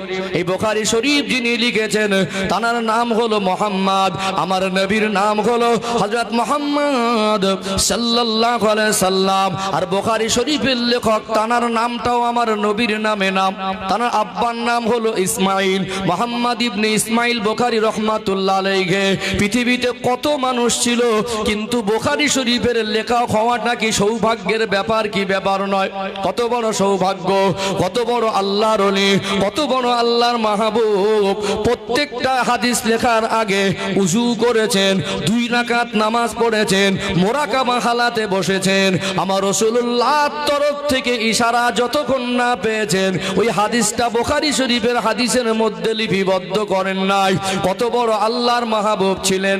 ও ভাইয়েরা, বাবাজিরা, তারা ছোটবেলা জীবনী যদি তুলে ধরি অবাক হয়ে যাবেন। ছোটবেলা জীবন যদি পড়েন অবাক হয়ে যাবেন। ওই ছোট বাচ্চা দুনিয়ায়, ওই সন্তানটা দুনিয়ার দৃষ্টিশক্তির সমস্যা। একটা সন্তান যদি অন্ধ হয়, দুনিয়ার কারোর যদি কষ্ট না হয়, আব্বা মার মনে কষ্ট হবে কি হবে না? যেহেতু বাবা মার হক আর সন্তানের হক, এটা আমার কমিটি ভাইদের আবেদনে আজকে আলোচনাটা করছি। ও ভাইয়েরা, বাবাজিরা, একটু গভীর মনোযোগ দিয়ে শুনুন। এটা আমাদের জীবনে অত্যন্ত প্রয়োজন। কথাগুলো বোঝার চেষ্টা করুন। ছোট বাচ্চা যদি দৃষ্টিশক্তির সমস্যা হয়, আল্লাহ যদি দেন তো করার কিছু নেই, কিন্তু মার মনে একটা কষ্ট থাকে কি থাকে না? দুনিয়ার মানুষ ঘুমিয়ে যেতেন, আল্লাহর ওলি হযরত ইমাম বুখারী রাহমাতুল্লাহ আলাইহির মা, তিনি রাতের বেলা নামাজ আদায় করে এশার নামাজ পড়ে ঘুমিয়ে যেতেন। তাহাজ্জুদের রক্তে বিছানা ছেড়ে উঠে পড়তেন। তার মা ছিলেন নেক, মা ছিলেন পর্দানাসিনা, মা ছিলেন আল্লাহওয়ালি, মা ছিলেন 5 ওয়াক্ত নামাজি, কোরআন পড়নেওয়ালি। দুনিয়ার মানুষ ঘুমিয়ে যাওয়ার পরে গভীর রাতে তাহাজ্জুদে নামাজ পড়ে আল্লাহ পাকের দরবারে হাত তুলতেন। ও রব্বুল আলামিন, আল্লাহ আপনি আমাকে সন্তান দিলেন, ওই সন্তানটার চোখের দৃষ্টি শক্তির সমস্যা, আমি মায়ের বড় কষ্ট হয়। আল্লাহ আপনার নাম রহমান, আল্লাহ আপনার নাম রহিম, আল্লাহ আপনি কি পারেন না আমার এই ছোট বাচ্চার চোখের জ্যোতিটা ফিরিয়ে দিতে? আল্লাহ পাক আপনি যদি ঈসা আলাইহিস সালামকে বিনা বাপে দুনিয়ায় পাঠাতে পারেন, আল্লাহ পাক আপনি যদি আগুনের মধ্যে হযরত নবী ইব্রাহিম আলাইহিস সালামকে হেফাজতে রাখতে পারেন, আপনি যদি একটা মাছের পেটে আপনার নবী ইউনূস আলাইহিস সালামকে হেফাজতে রাখতে পারেন, আল্লাহ আপনার কাছে তো অসম্ভব কিছু নয়। আপনি আমার চোখের দৃষ্টি শক্তি কি ফিরিয়ে দিতে পারেন না? আপনার হাবিব দয়ার নবী সোনা জবানে বললেন, বিগয়রি হিজাব, আব্বা জানের দোয়া, আম্মা জানের দোয়া, এত দামি দোয়া, ওই দোয়াটা আল্লাহর কাছে পৌঁছে যায়, কোনো পর্দা থাকে না। বিগয়রি হিজাব, সরাসরি আল্লাহ পাকের দরবারে পৌঁছে যায়। আপনার হাবিব বলেছেন, মায়ের দোয়া সন্তানের জন্য কবুল হয়, আব্বা দোয়া সন্তানের জন্য কবুল হয়। আল্লাহ পাক আপনি কি আমার দোয়াটাকে ফিরিয়ে দেবেন? আমি মা কাঁদি, আল্লাহ আমার বাচ্চার দৃষ্টি শক্তি ফিরিয়ে দেন। ও ভাইয়েরা, বাবাজিরা, আজকে আমরা যারা দোয়া করি আমাদের ধৈর্যটা হারিয়ে গেছে না যায় নাই? একবার দুবার দোয়া চেয়ে বলি আল্লাহ কবুল করে না। আল্লাহ যার ডাকটা বেশি ভালোবাসে আল্লাহ তাকে একটু বেশি কষ্ট দেয়। ওই ডাকুক, আমাকে কাছে বেশি বেশি চাক। আল্লাহ চাইলে তো এক চান্সে দিয়ে দিতে পারে, পারে না? কিন্তু অনেকদিন চেয়ে চেয়ে চেয়ে চেয়ে একটা মানুষ একসময় পা পিছনে নেয়। আল্লাহ রহমান, আল্লাহ রহিম, আল্লাহ রহমত থেকে নিরাশ হতে নেই। কি হতে নেই? আমরা দানা ফেলে দিয়ে ফল খাবার চেষ্টা করি। গাছটা বেরোবে তবে তো, নাকি বড় হবে তবে তো। দানা ফেলে দিয়ে ফল খাবার চেষ্টা করি। ও দানা থেকে চারা হবে, চারা থেকে গাছ হবে, গাছ থেকে ফুল হবে, তারপরে তো ফল হবে। আমরা ধৈর্য কম। আল্লাহর ওলি হযরত ইমাম বুখারী রাহমাতুল্লাহ আলাইহির মা রাতের বেলা প্রতিনিয়ত কাঁদতেন। আল্লাহর উপরে কতটা আত্মবিশ্বাস ছিল, আল্লাহর কাছে কেঁদে কেঁদে বলতেন, ও দয়াময় আল্লাহ, একবার ফিরিয়ে দেবেন, 2 বার ফিরিয়ে দেবেন, 100 বার ফিরিয়ে দেবেন, 1000 বারও যদি আপনি আমায় ফিরিয়ে দেন, আমি ইমাম বুখারীর মা রহমতের দরবার থেকে আমি মুখটা ফিরিয়ে নেব না। 1000 বার যদি আপনি আমায় ফিরিয়ে দেন, আমি আবার বলবো, আল্লাহ আপনি রহমান, আপনি দয়ার সাগর, আল্লাহ আপনি আমার বাচ্চার চোখের দৃষ্টি শক্তি ফিরিয়ে দেন।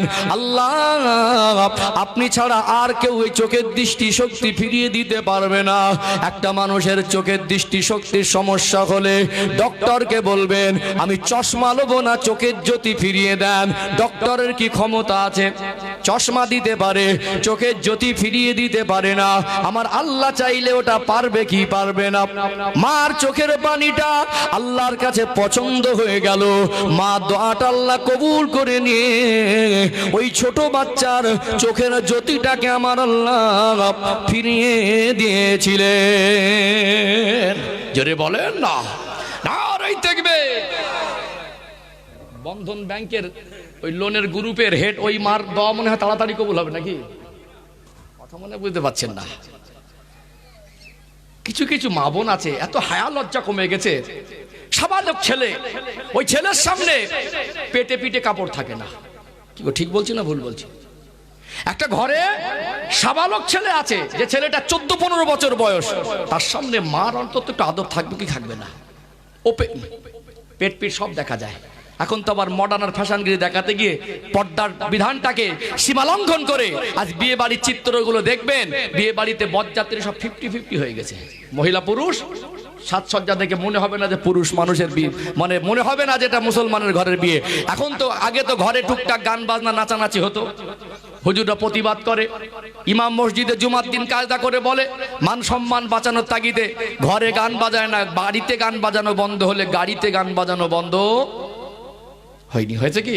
বাড়িতে বন্ধ হয়েছে, গাড়িতে হয়নি। আমাদের আদব নেই, আল্লাহর সঙ্গে আমাদের সম্পর্ক ঠিক নেই, আল্লাহ সন্তুষ্টি অর্জন করতে পারিনি।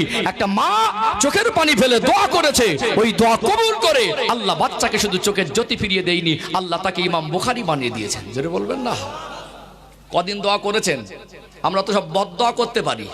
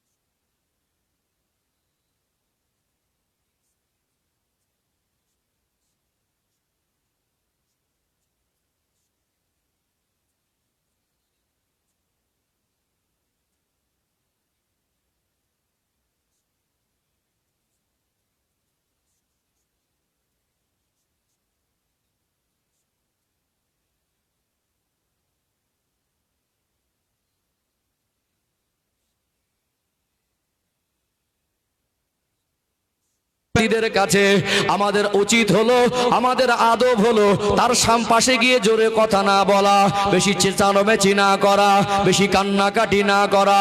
কিন্তু ওই সময় ডিস্টার্ব করলে শয়তান ধোঁকা দেয়, শয়তান অসওয়াসা দেয় মৌতের সময় ঈমান হারা করে দেওয়ার জন্য। এই জন্য আমরা দোয়া করি, আল্লাহ মরণের সময় যেন জবান থেকে ঈমানের কলেমা জারি হয়, এই দোয়া করি কি করি না? কিন্তু ছেলে যতদিন আয় রোজগার করেছে, বাবা যতদিন খাবার ক্ষমতা ছিল, মা যতদিন খাওয়ার ক্ষমতা ছিল, মা তখন রাস্তার দিকে চেয়ে বসে থাকতো, আমার ছেলে আমার জন্য খুশি করে আনবে। খাবার শক্তি ছিল তখন খাওয়াইনি, এখন খেতে পারবে না, রসগোল্লার ছানা এনে তখন গালের মধ্যে ঢুকিয়ে দেয়। এরকম অপদার্থ ছেলে আছে না নেই? যখন খাবার সময় তখন খাওয়াবে না, আর খাবার শক্তি নেই, এইবারে নাম কিনতে এসেছে, আব্বা খাও, আব্বা খাও, বলে গালে একটু পানি দিচ্ছে, আমার পানিটা খেয়ে মরেছে। কি এখন প্রশংসা! বাপকে গালি দিয়ে, বাপের ছোট বড় কথা বলে, বাপের সম্মান নষ্ট করে গালে এক চামচ পানি দিয়ে যে মরে গেছে, আমার হাতের পানিটা খেয়ে মরেছে। পানিটা খেয়ে এক চামচ পানি দিয়ে মনে করলো তুমি বাপের সব মাপ হয়ে গেছে নাকি? যখন বেঁচে আছে খেদমত করেন, সেবা করেন, তাদের কাছে যতটুকু পারেন তাদের খেদমতে কিছু পেশ করেন, আল্লাহ খুশি হবে। বাপ মা দোয়া করলে ওটা আল্লাহর কাছে কবুল হবে। কিন্তু যখন বেঁচে থেকে ওষুধ কেনার পয়সা পানি, তখন পয়সা খরচা করিনি। যখন বেঁচে থেকে খাবার আচ্ছা ডাকতো, তখন এনে দেয়নি। এখন আর খেতে পাচ্ছে না, ঢোক মারতে পারছে না, ছেলে মেয়ে জামাই গোষ্ঠী বন্ধু সব এসে এবার খাও খাও। মরার সময় সুস্থভাবে কিছু মানুষকে মরতে দেয় না, এটা আমাদের অজ্ঞতা। এখানে বসে শিখতে হবে, একটা মানুষ যখন মুমূর্ষু অবস্থায় থাকে, একেবারে মেয়ে দরদ দেখাচ্ছে, এসে টোটো ভ্যান থেকে লাফিয়ে এত চিল্লাচ্ছে, ওখানে আব্বার যা মুমূর্ষু অবস্থা, ওই রকম কান্নার কোনো মানে হয়? অবশ্যই রক্তের সম্পর্ক, মায়া হয়, কাঁদেন, ওযু করেন, কোরআন তেলাওয়াত করেন, নামাজ পড়ে আল্লাহর কাছে কাঁদেন, আল্লাহ আমার আব্বার যদি হায়াত থাকে তো সুস্থ করে দেন, আল্লাহ আমার মা যদি হায়াত থাকে তো সুস্থ করে দেন, আল্লাহ যদি হায়াত না থাকে আল্লাহ ঈমানের সঙ্গে মউতটা দেন। দরকার ছিল না? কান্না দেখাচ্ছ, কান্না কান্না যদি করতে হয়, উজু করে নামাজের পাটিতে বসে নামাজ পড়ে আব্বার জন্য দোয়া করার কাঁদো। ইঞ্জিন ভ্যান থেকে লাফিয়ে পড়ে, টোটো ভ্যান থেকে লাফিয়ে পড়ে কেঁদে বলতে, সর আমার বাপের গালে আগে আমি পানি দেবো, এগুলো উচিত না। যদি ওই সময়টা করুন, যদি ওই সময়টা কষ্টের, ওখানে আমাদের কিছু মিস্টেক হয়, একটা মানুষ ওই সময় যদি বিরক্ত হয়, বিরক্ত বোধ করে, এখানে তার ঈমান হারিয়ে যাওয়ার সম্ভাবনা আছে। কি গো? তো ওই সময়টাকে আমাদেরকে তালকিন দিতে হয়। কি দিতে হয়? কলেমা শরীফের আলোচনা। রাগ করছেন নাকি? এগুলো ঘটে না, ঘটে না, বাস্তব না বাস্তব। আমি চেষ্টা করি সমাজের, কেন এখানে আমি জানি যত মানুষ যারা এসেছেন, আমি যদি মনে করি আপনাদের মন জয় করবে, এটা সহজ। প্রায় জায়গায় আমি বলে থাকি, মন জয় করা আলাদা, হক আদায় করা আলাদা। একজন বক্তা ওয়াইজিল মুকারি যদি মনে করে যে সামনে যারা বসেছেন তাদের খুশি করাই আমার উদ্দেশ্য, বিভিন্ন কথাবার্তা দিয়ে এদেরকে খুশি করা যায়, এমন একটা কথা বলবো সবাই হেসে ফেললো, ও তাই তো হুজুর হেভি বলছে, ওটা শরিয়াত না। এখানে এত মানুষ বসেছেন, বলুন কমিটিদের কোনো স্বার্থ আছে এর থেকে লাভ করবে? বরং আল্লাহকে রসুলকে ভালোবেসে তারা কষ্ট করেছে, টাকাও দিয়েছে, বরং কোন কোন কমিটির ঘাড়ে ঘাটতিও পড়ে যায় না? আপনারা যারা এসেছেন গ্রামবাসী দান করেছেন না করেননি? আজকে আপনারা নিঃস্বার্থ বসেছেন, কমিটিদের খাটনি আর অর্থ নিঃস্বার্থ, আপনাদের খাটনি অর্থ নিঃস্বার্থ। আজকে যত মানুষ এসেছেন বলুন খাওয়ার জন্য এসেছেন, রোজগারের জন্য এসেছেন? দুটোর জন্যই আসেননি, খাওয়াও না রোজগারও না, আল্লাহকে রসুলকে ভালোবেসে। আপনাদের মতো মানুষের এখানে পাওয়ার পরে সময়টুকু আমার কাছে আমানত। এখন প্রচন্ড রাত জাগিয়ে আর কষ্ট হয়, মনে হয় মানুষকে কি দিলাম। মাঝে মাঝে সমাজে বিভিন্ন ফিতনা, বিভিন্ন রকম যে ফেসবুকে দেখেন দলাদলি, ঝগড়া, মারামারি, এগুলো দেখি মনে কষ্ট হয়। আমার কওমের মানুষের জীবনে নামাজ এলো না, আজও ভালো করে উজু করতে পারে না, আজও 50% মানুষ মুসলমান শব্দের অর্থটাই বোঝে না। তাদের কিনে আমরা ঝগড়া, মারামারি, দলাদলি, হিংসাহিংসি, এই সমস্ত দলবাজি, এগুলো আমার নিজের থেকে অন্তরে খুব কষ্ট হয়। কোন জগতে আছি? তারা আমাদেরকে এত শ্রদ্ধা করে, এত ভালোবাসে, আমাদেরকে ভালো একটা জামা পরতে দেখে, ভালো একটা পোশাক পরতে দেখে, আমাদের ভালো গাড়ি চড়তে দেখে মনে করে হুজুর হয়তো আল্লাহর ওলি। বিশ্বাস করুন, আমি মনে করি আজ থেকে সব থেকে মজলিসের নিকৃষ্ট আমি, আর গোটা পশ্চিম বাংলার মধ্যে সব থেকে অযোগ্য নগণ্য আমি। বক্তা হতে গেলে যে পড়াশোনার যে তাকওয়া লাগে, সেটা আমার ভিতরে সেই জ্ঞান নেই। তবু আল্লাহ যতটুকু বলায় চেষ্টা করি, আমার কওম একদিন আমিও চলে যাব, কিন্তু আমার অবদান, আমার দুটো কথা, কোরআনের বাণী যেন আল্লাহর জন্য পৌঁছানো হয়, আপনাদের মন জয় করার জন্য বলিনি। আমি মাঝে মাঝে বলি, আমার মজলিস থেকে কেউ উঠে গেলে এখন করে আমার কষ্ট হয় না, কারণ আমি কোরআনের বাণী যদি বলি, হাদিসের কথা বলি, যদি ইসলাম ধর্মের কথা যদি বলি, এখানে যদি শরিয়াতের মোতাবেক কথা হয়, এর থেকে ভালো কথা আমার কাছে আর কিছু নেই। আছে কি? পৃথিবীতে সব থেকে নিকৃষ্ট মানুষগুলোর কাছে নবী কোরআন নিয়ে দিনের দাওয়াত দিয়েছেন। আল্লাহ রসুলের উত্তম আদর্শ আর কোরআনের বাণীর মাধ্যমে আল্লাহ তাদের কঠোর দিলটাকে নরম করে দিয়েছেন। বলুন না সুবহানাল্লাহ। আমরা যদি সেই স্বচ্ছ মন নিয়ে একটা মানুষকে বুকে জড়িয়ে ধরে ভালোবেসে তার ভুলটা ধরিয়ে দিতে পারি, তার জন্য দোয়া করতে পারি, আল্লাহ চায় তো একদিন হেদায়েত হবে। হেদায়েতের মালিক তো আমি না। কথা ঠিক বলছি না ভুল বলছি? এই জন্য কখনো আলেমরা কোনো কথা বলে কাউকে আঘাত দেওয়া বা কষ্ট দেওয়ার জন্য নয়। আমি 2 ঘন্টার মেহমান, কেন কষ্ট দেবো? কথা কি বুঝতে পারছেন? এই কথাগুলো একটা মানুষ যখন সত্যি যখন মুমূর্ষ অবস্থায় থাকে তখন ঘুরিয়ে কেউ বললো আমার আব্বার মরণের সময় কষ্ট দেখে আমার পানি উঠছিল, হুজুর আপনি কি বুঝবেন? আমি তো মানুষ, আমিও কি বুঝিনি? কষ্ট হোক, কান্না আসুক, খেদমত করেন, একটু গালে পানি দিতে হয় দেন। তার মানে ওখানে বিরক্তি করা না, ওখানেই চেঁচিয়ে কাঁদতে হবে এমন নয়। মুখ বন্ধ রেখেও তো কাঁদা যায়। হ্যাঁ দেন না, কাঁদা যায় না? কাঁদতে হবে কার কাছে? কাঁদতে হবে আল্লাহর কাছে। কিন্তু বাপ মার জন্য কি করছেন? ওই যে লাফিয়ে পড়লেন, আপনার পর্দা তো নেই, আপনি তো সেই দিন নামাজও পড়েননি। তাহলে আপনার উচিত ছিল ফজরের নামাজ পড়ে আব্বার জন্য দোয়া করা। আপনার উচিত ছিল কোরআন তেলাওয়াত করে আব্বার জন্য দোয়া করা। আপনার উচিত ছিল তাহাজ্জুদ রক্তে উঠে আব্বার জন্য সুস্থতার জন্য দোয়া করা। আমরা সেই দোয়াগুলো করিনি। আমাদের কিছু নিয়ম পদ্ধতি উল্টো হয়ে যায়। মরণের সময় খাও খাও, সবাই গালে খাবার দেওয়ার জন্য ব্যতিব্যস্ত হই। এগুলো থেকে আমরা সাবধান হব। বলেন ইনশাআল্লাহ। বুঝতে পারছেন আলোচনা? মনে আছে কোথায় ছেড়েছি? ইমাম বুখারী হুজুর আব্বা অসুস্থ, মনে আছে তো? ও ভাই জানেরা, সোনার মানিক যুবকেরা, আব্বার মায়েরা, আল্লাহর ওলি হযরত ইমাম বুখারী রাহমাতুল্লাহ আলাইহি আব্বা জান হযরত ইসমাইল বুখারী রাহমাতুল্লাহ আলাইহি অসুস্থ, মুমূর্ষ অবস্থা, আত্মীয় ভক্ত মুরিদান মুহিব্বিন ঘিরে আছে। তানার কাছে কেউ বিরক্তি করছেন না। তিনি শুধু 3 বার আওয়াজ করেছিলেন না। মনটা চাইছিল হুজুর শুধু না বলেছেন, নিশ্চয়ই আগে পিছে তো কিছু আছে। জানতে মন চাইবে কি চাইবে না। বেশ কিছুটা সময় অতিবাহিত হয়ে গেল। আল্লাহর ওলি হযরত ইসমাইল বুখারী রাহমাতুল্লাহ আলাইহি চোখটা খুলে দেখলেন আত্মীয় পরিবার মাথার ধারে বসে বসে কাঁদছেন। আদবে জিজ্ঞাসা করা হলো, ও আল্লাহর ওলি, বেশ কিছুক্ষণ আগে আপনি শুধু 3 বার আওয়াজ করেছেন না। হয়তোবা তিনি কিছু বোঝাতে চাইছিলেন, আমাদের কোনো নসিহাত করতে চাইছিলেন, আমাদের কোনো কথা হয়তো বলে যেতে চাইছিলেন। ওটা কি একটু জানিয়ে দেবেন? ওই সময় তিনি বলেছিলেন, আমার এই মুমূর্ষ থাকা অবস্থায় আমার মনে হলো আমার জীবনটা একদিন শেষ হয়ে যাবে। আমার আল্লাহ কখন ডাকবেন?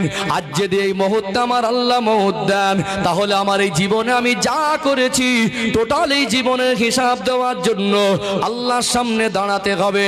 বলুন তো, আল্লাহর সামনে দাঁড়াতে হবে কি হবে না? মুমূর্ষ অবস্থায় তিনি ভাবতে ভাবতে তার আখিরাতের দিবসের কথাটা মনে করেছিলেন। তিনি হিসাব দেবেন। এমন সময় তানার খেয়ালটা ওই জায়গায় ডুবে গেল, আল্লাহর সামনে আমি দাঁড়াবো। আমার আল্লাহ যদি জিজ্ঞাসা করেন, ও ইমাম বুখারীর আব্বা, ও ইসমাইল বুখারী, দুনিয়ায় তোমায় পাঠিয়েছিলাম আমি আল্লাহ, দুনিয়ায় তোমায়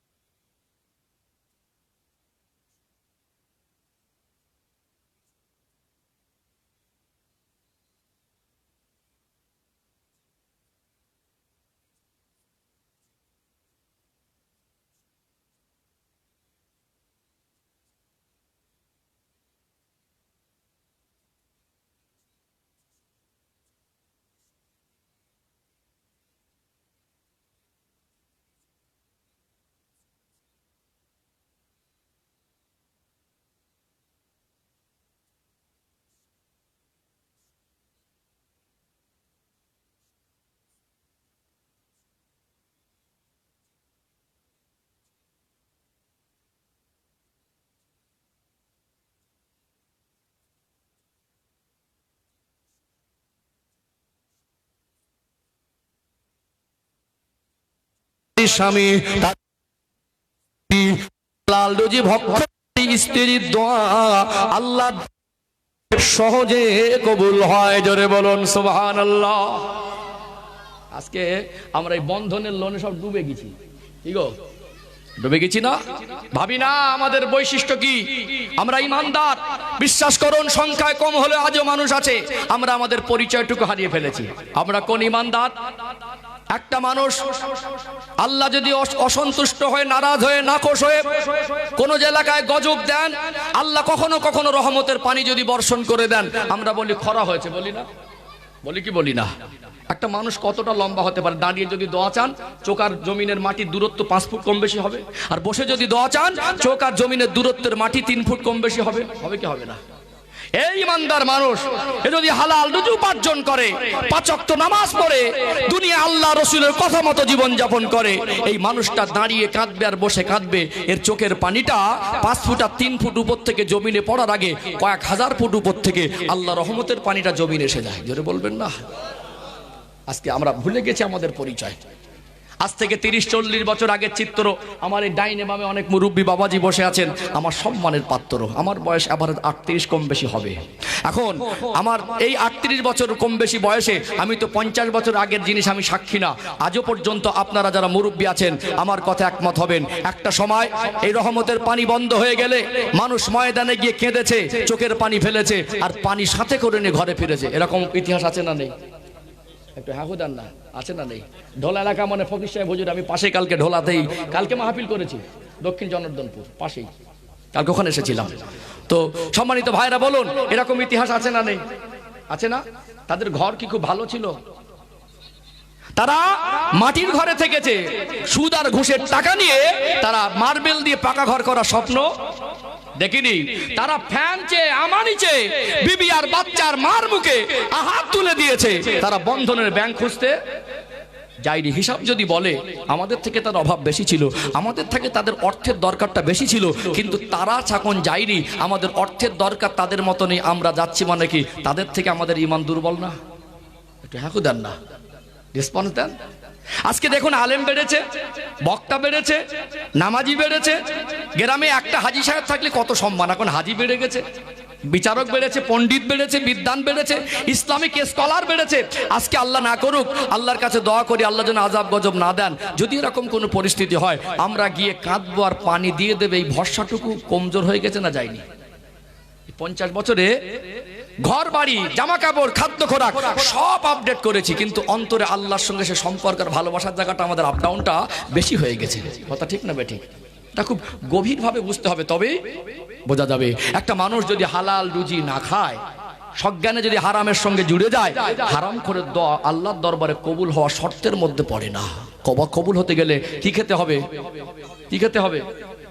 হালাল খাদ্য। আমাদের প্রয়োজন ছিল না, কিন্তু আমরা সেটা প্রয়োজন বানিয়ে নিচ্ছি জোর করে। কথা ঠিক না বেঠিক? আগের দিন সত্যিকারে বাড়িতে কালকে কি রান্না হবে এইটুকু কালকে আগের দিন ছিল না বাড়িতে। সকালবেলা স্ত্রী বলছে, বড় ফ্যামিলি, এক সংসার, দুপুরে খাবো কি, রান্না করার কিছু নেই। মনটা খারাপ, বললো একটু দুপুর পর্যন্ত দেখি কোনো ব্যবস্থা হয় কিনা। কাজ কাম হলো না, কোনো টাকা পয়সা পেলো না, খুব মনটা খারাপ। বেলা 12টার সময় এসে বলছে, পাশের বাড়ির থেকে কিলো 2 চাল ধার করে আজকে ফুটিয়ে রান্না করো। ফ্যান ভাত করে খেয়েছে। তাহলে আজকে বলুন, এত মানুষ আমরা এসেছি গোটা ঢোলা এলাকায়, দক্ষিণ 24 পরগনা আর আমার উত্তর 24 পরগনায় এরকম বাড়ি আজকে তারিখে, বলুন তো এরকম বাড়ি কি আছে কালকে খাবো সেটা নেই?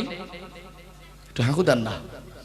আজ থেকে 30-40 বছর আগে, 50 বছর আগে এরকম দিন একটা গ্রামে 10-20 জনের বাড়ি ছিল, সত্যিকারে কালকে খাবো সেটা ছিল না।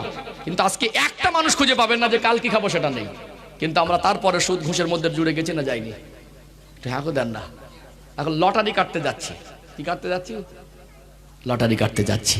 রুজির মালিককে সবাই বলেন আল্লাহ। এর অনেক আলোচনা আছে, আমি একটু বাবা মার আলোচনার দিকে আসছি, তো আমি খুব বেশি যাবো না, কারণ একটা ব্যাপার আছে। আমি যে আলোচনার লাইনটা ধরেছিলাম ওই লাইন ধরেই যাচ্ছি। আলোচনা বুঝতে পারছেন তো? তাহলে আমরা যদি হালাল রুজি উপার্জনকারী হই, আর আমাদের পরিবারের যদি স্ত্রীদের জীবন পবিত্র হয়, আমরা যদি নেক সন্তানের কামনা করি, আল্লাহ আমাদের পরিবারের নেক সন্তান দেবে কি দেবে না? ঠিক দেন না? দেবে না ইনশাল্লাহ। আমরা সচেতন হই, আল্লাহ আমাদেরকে পবিত্র জীবন তৈরি করা তৌফিক দান করেন, বলেন আল্লাহুম্মা আমিন। অনেক ভালো পরিবেশ। মাঝে মাঝে আমি এসব এলাকায় একটু কম আসি, দেখেছেন আমার প্রোগ্রামগুলো হাওড়া হুগলি, বিশেষ করে আমি উত্তরবঙ্গে সময়টা কাটাই ঠান্ডার সময়। আমার উত্তর দিনাজপুর, দক্ষিণ দিনাজপুর, কোচবিহার, আবার আসামে যাব।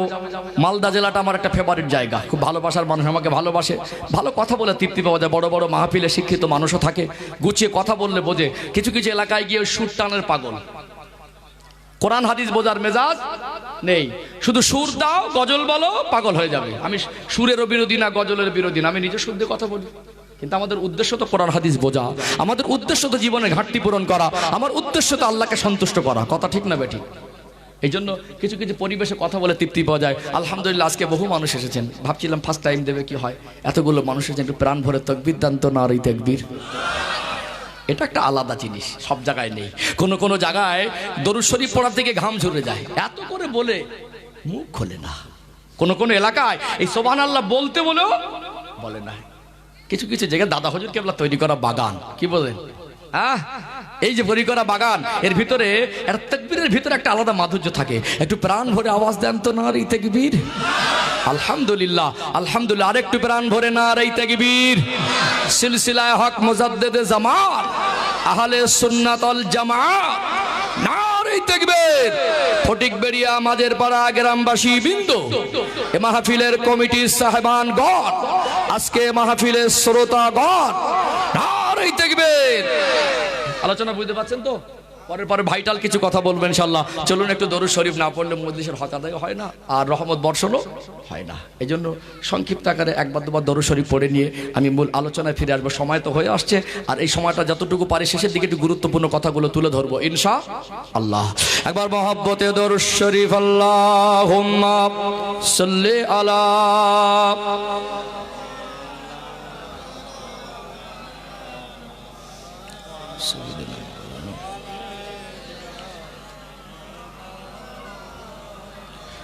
हब्बे अहमद अजल ही सीने में है, मैं यहाँ हूँ मेरा दिल मदीने में है। फूल तो फूल काटूं क्या हुस्न है, लुत्फ जन्नत से बढ़कर मदीने में है। अल्लाहुम्मा सल्ली अला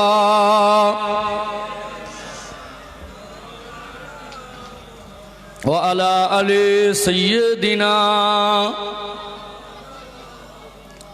इन हवाओं से कह दो ना इधर, मुझको खुशबू की कोई ज़रूरत नहीं, जिनके खुशबू से महका सारा जहां, खुशबू नबी के पसीने में गए।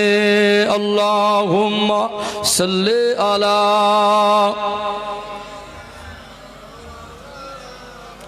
ওয়ালা আলি সাইয়্যিদিনা। একটু জিকির করেন লা ইলাহা ইল্লাল্লাহ, আরো মহব্বতে লা ইলাহা ইল্লাল্লাহ, লা ইলাহা ইল্লাল্লাহু মুহাম্মাদুর রাসূলুল্লাহ সাল্লাল্লাহু আলাইহি ওয়াসাল্লাম। সবাই পড়েন হাসবি রব্বি জাল্লাল্লাহ, আরো মহব্বতে হাসবি রব্বি জাল্লাল্লাহ, মাফি কলবি গায়রুল্লাহ, নূর মুহাম্মদ সাল্লাল্লাহ, হক লা ইলাহা ইল্লাল্লাহ, লা ইলাহা ইল্লাল্লাহ, লা ইলাহা ইল্লাল্লাহ মুহাম্মাদুর রাসূলুল্লাহ। আল্লাহুম্মা সাল্লি আলা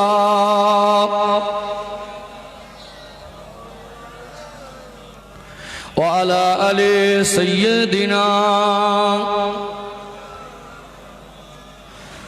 ও ভাইজানেরা, সোনার মানিক যুবকেরা, আব্বার মায়েরা, আল্লাহ পাক আমাদেরকে দুনিয়ায় পাঠিয়েছেন। আমার আল্লাহ আমাদেরকে হুকুম করেছেন 28 নম্বর পারার 19 নম্বর পৃষ্ঠা 114টি সূরার ভিতরে যে সূরার নাম হলো সূরা আত-তাহরিম। সূরা আত-তাহরিমের 6 নম্বর আয়াত আল্লাহ পাক জানিয়ে দিলেন, ওরে আমার বান্দা বান্দিরা, হে বিশ্বাসী বান্দা বান্দিরা, ইয়া আইয়ুহাল্লাযীনা আমানু, হে ঈমানদার বান্দা বান্দিরা, জাহান্নামের আগুন থেকে নিজে বাঁচো, আহল পরিবার বর্গকে বাঁচাও। কু আনফুসাকুম ওয়া আহলিকুম নারা, নিজেও বাঁচতে হবে আর আমার পরিবারকেও বাঁচানোর দায়িত্ব আমার উপরে আছে না নেই? মনে করুন একটা দরিয়া, একটা নৌকায় করে কোনো একটা নদী, চওড়া নদী আর খেয়া পার হচ্ছেন, হঠাৎ ওয়েদারের নিম্নচাপের কারণে ঝড় উঠে গেল। ওই ছোট ডিঙি নৌকাটা যদি মাছ দরিয়ায় ডুবে যায়, আমি যদি সাঁতার কাটতে না জানি, আমার যদি সাঁতার কাটার ক্ষমতা না থাকে, আমার নিজের জান বাঁচানোটা দায় পড়ে যাবে কি যাবে না? তার সাথে সাথে আমার চোখের সামনে যদি আমার ফুটফুটে সোনার মানিক বাচ্চাটা যদি ডুবে যায়, আমি নিজে যদি সাঁতার না জানি, আমি নিজেকেও বাঁচাতে পারবো না, আর আমার বাচ্চাকে কি সাহায্য করতে পারবো? ভালো করে যদি সাঁতার জানে, নিজে হয়তো 2 ঘট পানিও খেলে কমসে কম আত্মরক্ষাটুকু করা যায় কি যায় না?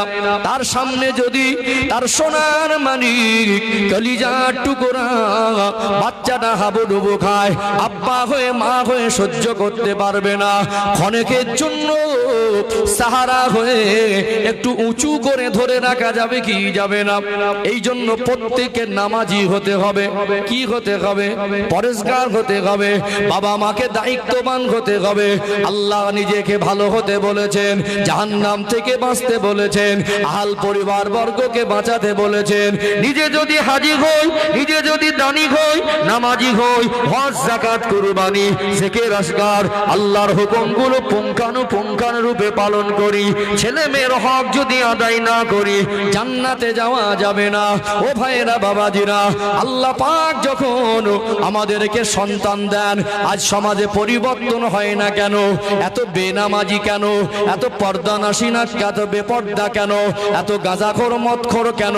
আজকে একটা জ্বলন্ত কথা বলি, আপনাদের এই ফটিকবেড়িয়া মাঝের পাড়া গ্রামের জলসা, এত সুন্দর পরিকাঠামো, এখানে বহু মানুষ এসে যেমন বসেছেন, পাশে যে মেলা বসিয়েছেন, ওই মেলার মধ্যে শত শত সোনার মানিক যুবকগুলো ঘোরাঘুরি করছে কি করে না?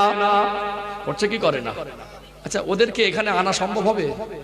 সবাই আসবে বলে মনে হয়? ওদের মেজাজ একটু বুঝুন। এখানে একটা ছেলে বসে আছে, সে মনে করছে আমি কোথায় এসেছি? জলসা এসেছি, জলসায় বসেছি। ওখানে একটা ছেলে এসেছে, আজ বাড়ি ফিরে হয়তো মা জিজ্ঞাসা করবে, কোচি কোথায় ছিলি? বললো কেন? ফটিকবেড়িয়া মাদের পাড়া জলসা হচ্ছিল, জলসায় গিয়েছিলাম। আসার সময় কি হয়তো জিজ্ঞাসা করছে, এই কোথায় যাবে? আশপাশ এলাকা থেকে ছেলে। কেন? জলসা হতে জানিস? জলসায় যাচ্ছি। কিন্তু দেখা যাচ্ছে ওর জীবন, একজনের বলে এসছে জলসায় যাচ্ছি, বাড়ি গিয়ে বলবে জলসায় গিয়েছিলাম, কিন্তু 10 সেকেন্ডের জন্য এই মজলিসের মধ্যে বসিনি। আসলে ওর মনের মধ্যে জলসা কেউ বোঝানো হয়নি। ঠিক বলছি না ভুল বলছি? ওই বাজার, ফুচকার দোকান, মেয়েরা ঘুরবে পিছনে পিছনে ঘোরা, এটা ওর কাছে জলসা। কিছু মানুষ আছে আবার যুবক ছেলেগুলো, এদের কাছে এটা জলসা। এই দুটো যুবক, এও মানুষ ও মানুষ, দুজনের মধ্যে পার্থক্য আছে না নেই? এদের জীবনের সঙ্গে আল্লাহ রসুলের সম্পর্কটা গভীরতা আছে। এদের আল্লাহ রসুলের সম্পর্কের কারণে আল্লাহকে রসুলকে ভালোবেসে ওটা ওদের কাছে ঘৃণার জায়গা মনে হয়েছে, এটা ওর কাছে উপযুক্ত মনে হয়েছে, আর ওটা ওর কাছে উপযুক্ত মনে হয়েছে। তার মনে জীবনে ইসলাম শিক্ষার ঘাটতি আছে না নেই? আছে না? এখানে আমি হুজুর 2 ঘন্টা ওয়াজ করে ওই মেলা কমিটিকে এখানে বসাতে পারবো? আমি হুজুর এখানে বসে ওয়াজ করে কাল থেকে ওই মেলা জলসা যারা ঘুরছে ওরা নামাজি হয়ে যাবে? তাহলে হয় না কেন? হবে কিভাবে? একটু আর পর্যালোচনা দরকার আছে না? আছে না? ও ভাইজানেরা, সোনার মানিক যুবকেরা, আব্বার মায়েরা, প্রত্যেকটা বাবা আর মা যদি মনে করে আমার ছেলে মেয়েকে বেনামাজি করব না, নামাজি হিসাবেই গড়ে তুলবো, পর্দানাসীনা হিসাবেই গড়ে তুলবো, সারা বছরে যদি জলসা নাও দেন সমাজ পরিবর্তন হবে। আর বাবা মা যদি দায়িত্ব ঘাড়ে না নেয়, কোনোদিন 365 দিন জলসা দিয়ে সমাজ পরিবর্তন হবে না। একটু হাতে কলমে এই কথাটা একটু বুঝিয়ে দেওয়া দরকার আছে না নেই? আমরা বাবা মা, আমাদের কাছে দুনিয়ায় যা কিছু আছে মাল সম্পদের মধ্যে সব থেকে সন্তানকে দামি মনে করি কি করি না? একটুখানি দেখুন আমাদের সন্তান আমাদের কাছে কত দামি। একটা বাচ্চা যদি অসুস্থ হয়ে যায়, ওই বাচ্চার চিকিৎসার জন্য আমরা আমাদের 5 বছরের জমা করা পয়সাটা হাসি মনে খরচা করে দেই কি দেই না? তাহলে 5 বছরের কষ্টের টাকার থেকে বাচ্চার দাম আমাদের কাছে বেশি। ঘরটা ভেঙে গেছে, মনে করেছিল বর্ষা চলে গেলে কাজে লাগবে, 5 বছর ধরে টাকা জমিয়েছে, দিন দেনা করবো না, দুকামরা ঘর করতে যে টাকা লাগে এক জায়গায় করেছি। হঠাৎ আল্লাহ যদি সন্তান অসুস্থ করে দেয়, ওই 5 বছরের জমা করা টাকাটা, এরকম বাপ মা বলে না ছেলে মরে যায় যাক, মেয়ে মরে যায় যাক, টাকা খরচা করবো না, এরকম বলে? মাটির ঘরে থাকবো, ভাড়া ঘরে থাকবো, ভাঙা ঘরে থাকবো, আল্লাহ আমার ছেলেকে যেন সুস্থ করে দেয়, চিকিৎসার জন্য সব বের করে দেয়। তাহলে 5 বছরের কষ্টের টাকার থেকে ছেলের দাম বেশি না কম? বেশি না। এমনও বাবা মা আছে কাছে টাকা পয়সা জমা নাই, হঠাৎ সন্তান কঠিন রোগে পড়ে গেছে, ছেলেটা বাবা মার সামনে মারা যাবে, এটা আব্বা মা সহ্য করতে পারে না। টাকা নাই তো কি হয়েছে, মার্কেটে হয়তো একটা ছোট্ট দোকান, হয়তো বা 10 কাঠা জমিটা সম্বল, ওখানে কিছু রুজি রুটি হয়, ছেলের জন্য মেয়ের জন্য সুচিকিৎসার জন্য ওই 10 কাঠা জমি আর ছোট্ট দোকানটাও একটা সময় বাবা মা বিক্রি করে দেয় কি দেয় না? সম্পদের থেকেও সন্তানের দাম বেশি, অর্থের থেকেও সন্তানের মূল্য আমাদের কাছে বেশি মনে হয়। আবারও দেখবেন এমনও গরিব মানুষ, টাকাও নাই আর সম্পদও নাই, নিরুপায় হয়ে যায়, আমি আমার সন্তানকে নিজের সামনে মরে যেতে দেখবো বিনা চিকিৎসায়, এটা মেনে নিতে পারবো না। নিজের জন্য কারোর কাছে হাত পাতিনি, আজ সন্তান অসুস্থ, নিরুপায় হয়ে গিয়ে মানুষের কাছে হাত পেতে দাঁড়ে দাঁড়ে গিয়ে ভিক্ষা করে, 200 টাকা আমায় সাহায্য করেন, 500 টাকা যদি আমায় দিতেন আমার বাচ্চার চিকিৎসা করতাম। এমনও মানুষ আছে নিজের মান সম্মানটার দিকে না তাকিয়ে বাচ্চাকে চিকিৎসার জন্য মানুষের কাছে ভিক্ষা করে কি করে না? করে কি করে না? আমরা আমাদের সন্তান যখন অসুস্থ হয়, এই অসুস্থতায় কি আমরা কোনোদিন গাফিলাতি করেছি? করিনি। এটা আমাদের দ্বারা সম্ভব হয়েছে না হয়নি? হয়েছে না? দুনিয়ায় একটা মানুষ বেঁচে থাকতে গেলে তার খাদ্যের প্রয়োজন আছে না নেই? আমার বাচ্চা কিভাবে ভালো থাকবে, ভালো খাবে? দেশে কাজ না হলে বিদেশে 4 ঘন্টা মাথার ঘাম পায়ে ফেলা পয়সা নিয়ে ঘরে ফিরি, 8 ঘন্টা মাথার ঘাম পায়ে ফেলা পয়সা নিয়ে ঘরে ফিরি। আব্বা যখন মাটি কুপিয়ে ঘরে ফিরছে, আব্বা যখন চাষের কাজ করে ঘরে ফিরছে, আব্বা যখন রাজমিস্ত্রির জোগাড়ে ঢালাই মিস্ত্রি করে ঘরে ফিরছে, গেঞ্জিটা নিংড়ালে মনে হয় টপ টপ করে ঘাম বের হবে। ওই আব্বা ঘরে ফিরে ওই কষ্টের টাকাটা নিয়ে সোনার মানিক বাচ্চার মুখে, আব্বা মার মুখে, বিবির মুখে যদি একটু হালাল খাবার তুলে দিতে পারে, ওটা ক্ষণিকের জন্য মনে শান্তি হয় কি হয় না? দুনিয়ায় দেখবেন কোনো বাবা মা সন্তানকে খাবার কষ্টে রাখতে চায় না, কোনো বাবা মা সন্তানকে রোগ হয়েছে ফেলে রাখতে চায় না। যেমন জীবনে চিকিৎসার দরকার হয় কি হয় না, যেমন জীবনে খাদ্যের দরকার হয় কি হয় না, তারা যতদিন না রোজগার করতে পারে এর দায়ভার বহন করে ওর বাবার মা। দুনিয়ায় যেমন খাদ্য জীবনে দরকার হয়, চিকিৎসা দরকার হয়, তেমনি মানুষের জীবনে একটা সময় বলুন তো দেখি, আমরা ছোট ছিলাম, মায়ের গর্ভে থেকে এসেছিলাম বিনা পোশাকে, তারপরে আমাদের জীবনে পোশাক দরকার আছে না নেই? বিনা পোশাকে মানুষের জীবন অতিবাহিত হয় না, বিনা খাদ্যে জীবন অতিবাহিত হয় না। মাঝে মাঝে পোশাক আর খাদ্য আর চিকিৎসা আমাদের দরকার আছে। যতদিন না ছেলে আর মেয়ে রোজগার করতে না পারে, এর দায়ভার কার উপরে? বাপ মার উপরে। কোন অন্ধ যদি মানুষ হয়, হাত আর পা যদি নাও থাকে, ওই মানুষটা কি বলেছে আমার ছেলে মেয়েকে জামা কাপড় কিনে দিতে পারবো না, ন্যাংটা হয়ে উলঙ্গ হয়ে বড় হয়ে, কথা কেউ বলে? কোন বাপ আর মা যদি হাত আর পা নাও থাকে, এরকম বাপ মা কি বলে আমি রোজগার করতে পারি না, আমার ছেলে মেয়ে না খেয়ে মরে যাক? বলে? নিজে না পারলে ভিক্ষা করে চেয়ে এনে তার খাবার দেই, পোশাক দেই, এবং একটা সময় মনে করি একটা বাচ্চার কিডনি নষ্ট হয়ে গেলে কেউ না দিলে মা মাঝে মাঝে রাজি হয়ে যায়। হাঁকুদার না। তাহলে এই তিনটেকে আমরা ত্রুটি রেখেছি। এই পোশাক, চিকিৎসা আর খাদ্য দিতে গিয়ে আমরা আমাদের জীবনের সব কষ্ট উজাড় করে ওদের পিছনে ব্যয় করেছি। এই তিনটের পিছনে যা ব্যয় করেছি, এর 10 ভাগের 1 ভাগ যদি নামাজ শিক্ষার জন্য, কোরআন শিক্ষার জন্য, উজু শিক্ষার জন্য, গোসল শিক্ষার জন্য আমরা ব্যয় করতাম, আমাদের প্রত্যেকটা বাচ্চা নামাজি হয়ে যেত। যেত কি যেত না? আজ 20 বছর তাকে পোশাক দিলেন, চিকিৎসা দিলেন, খাদ্য দিলেন, তারপরে দেখবেন শিক্ষাটাও দিয়েছেন, জেনারেল শিক্ষা। আজকে একটা ভ্যান চালক, সেও চায় যে আমার ছেলেটা শিক্ষিত হোক, যেন ও নিরক্ষর না হয়। আমি নাম সই করতে পারি না, আমার ছেলেরা যেমন এমন না থাকে। কচি পয়সা লাগবে, বাবা তোর যদি অসুবিধা হয় প্রাইভেটের টাকাটা আমি কালকে দিয়ে দেবো, যে আমি দিয়ে দেবো।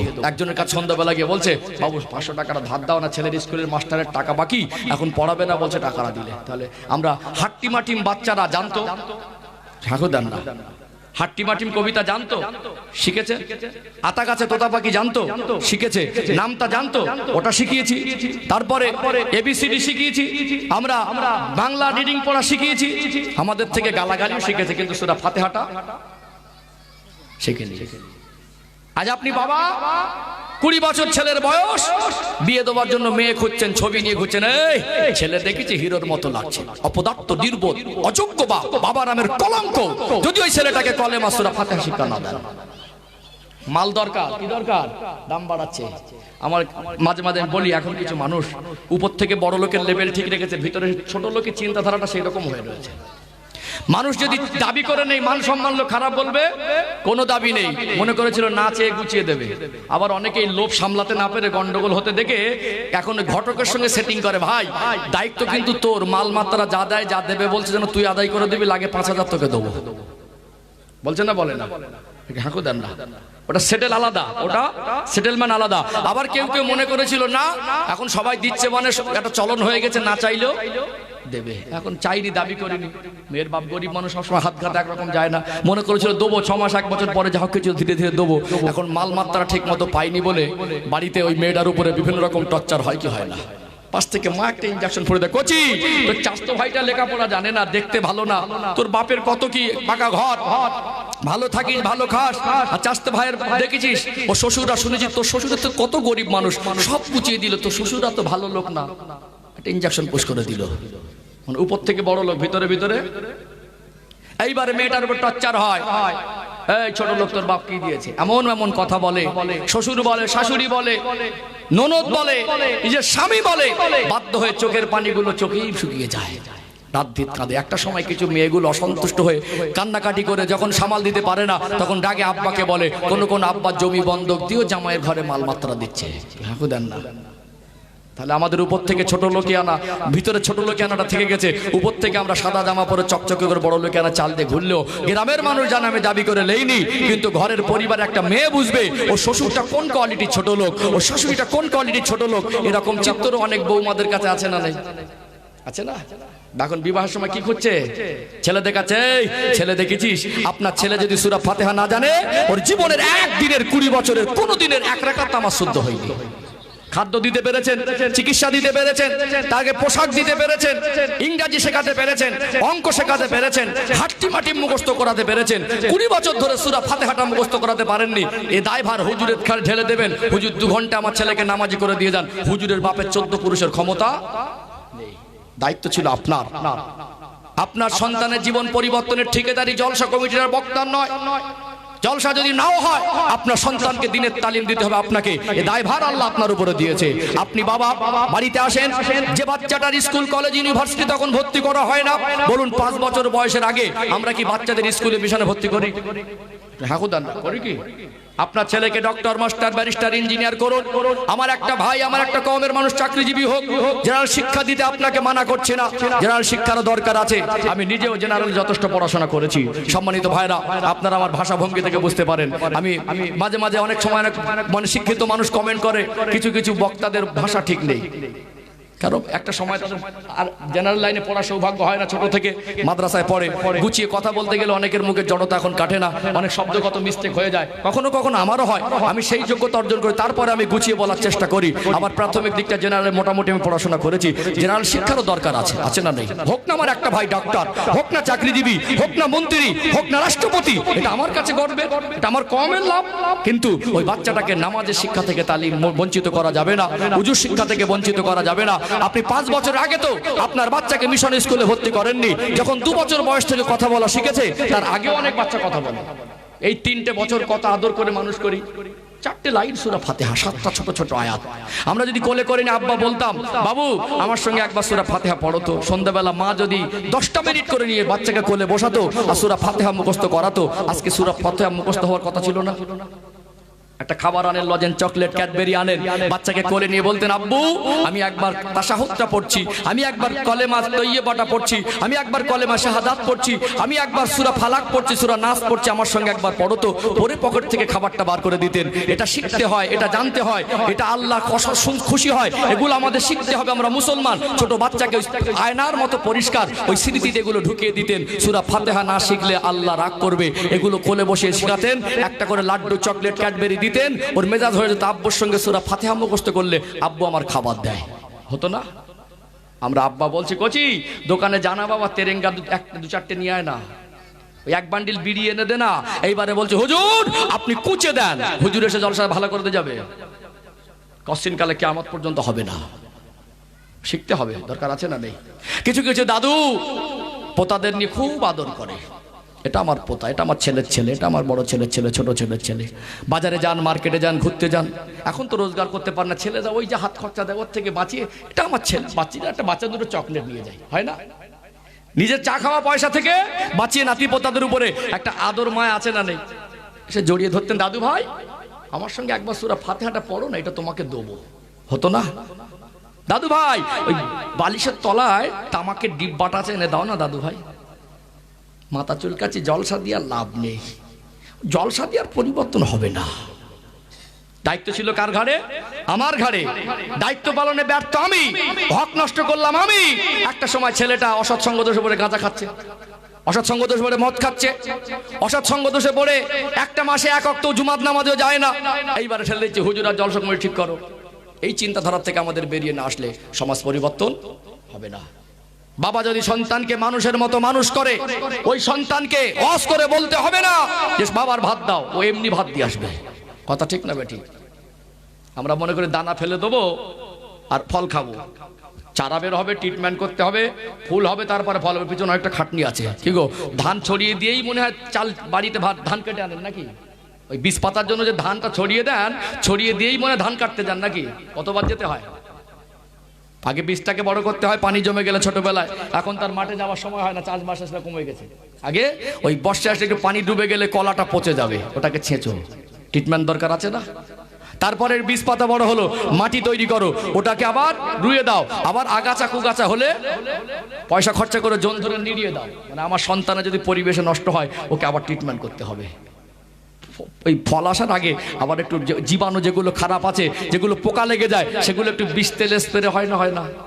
ঠাকুর দেন না, হয় না? চাষিবাসী মানুষ আমরা, একটা সামান্য একটা ধানের শীষ বাড়ি আনতে গিয়ে ছোট থেকে কত ট্রিটমেন্ট করলাম, আর জন্ম দিয়ে মনে করলাম ছেলের বিয়ের সময় মাল মারবো, আর মনে করবো নামাজ কালাম শেখানোর দরকার নেই, ও জলসা গ্রামে হবে, হুজুর এসে ভালো করে দিয়ে যাবে। এতে সমাজ পরিবর্তন হবে না।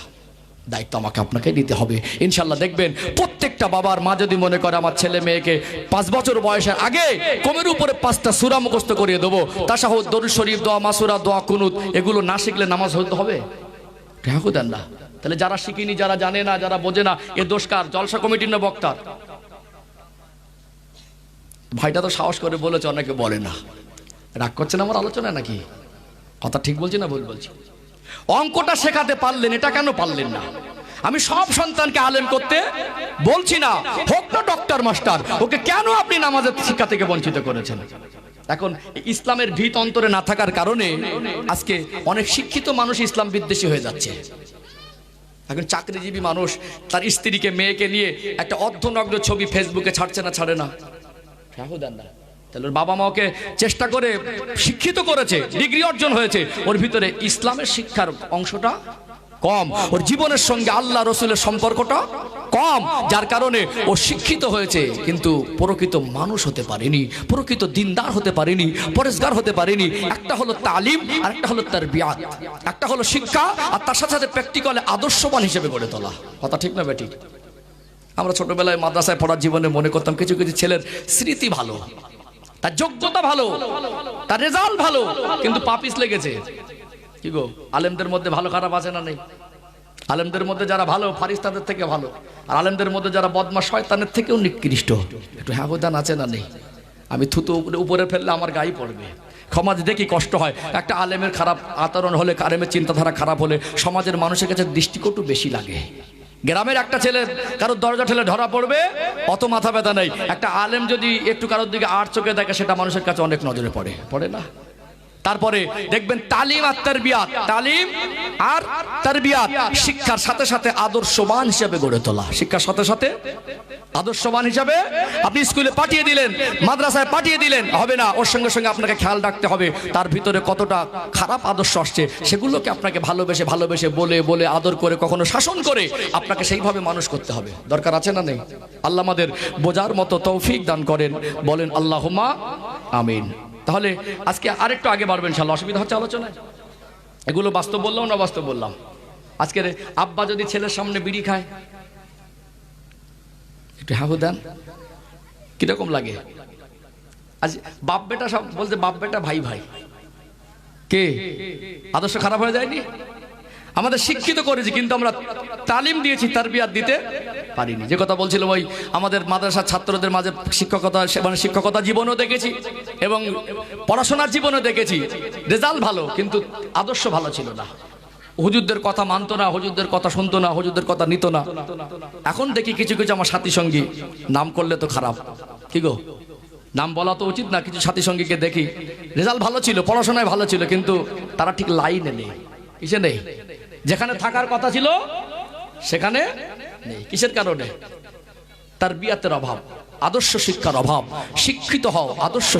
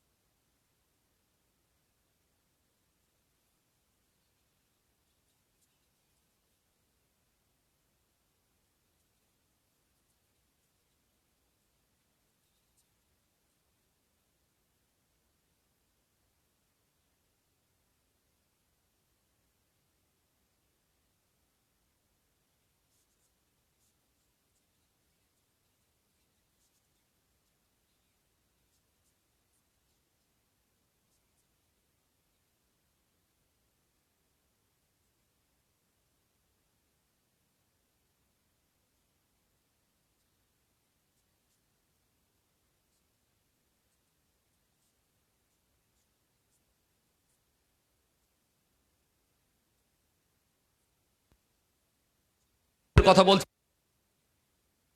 বলা দরকার আছে না? পর্দা কেন হয় না, পর্দা কেন বাস্তবায়ন করতে পারছি না, এই কথাটা বলে ইনশাআল্লাহ সমাপ্তর দিকে আসবো। একবার তাকবীর দেন তো, নারে তাকবীর। আলহামদুলিল্লাহ।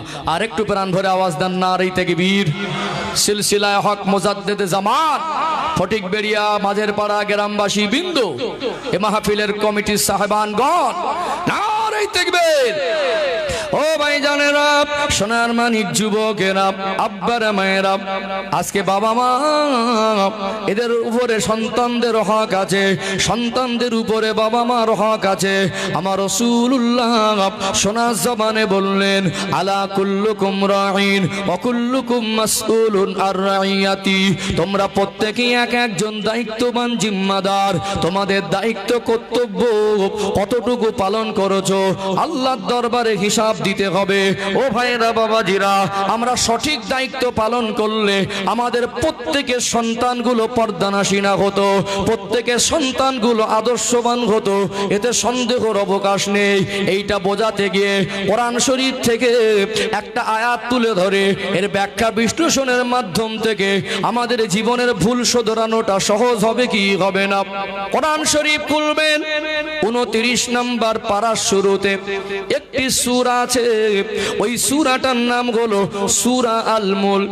এই সূরা মুলক খুব বেশি বেশি তেলাওয়াত করতে 5 থেকে 6 মিনিটের বেশি সময় লাগবে না। প্রতিনিয়ত যদি দুনিয়ার কোনো ইমানদার মুসলমান এশার নামাজ আদায় করে সূরা মুলক তেলাওয়াত করে, আমার রাসূলুল্লাহ শোনা জবানে বললেন ওই সূরা মুলক তেলাওয়াতকারীকে আমার আল্লাহ কবর জগতে কবরের আযাব থেকে নাজাত দিয়ে দেবে। আরো জোরে বলুন। কবর আযাব থেকে বাঁচার জন্য যদি কেউ প্রতিনিয়ত এশার নামাজ পড়ে সূরা মুলক তেলাওয়াত করে, আল্লাহ পাক তাকে কবরে আযাব আর দেবেন না।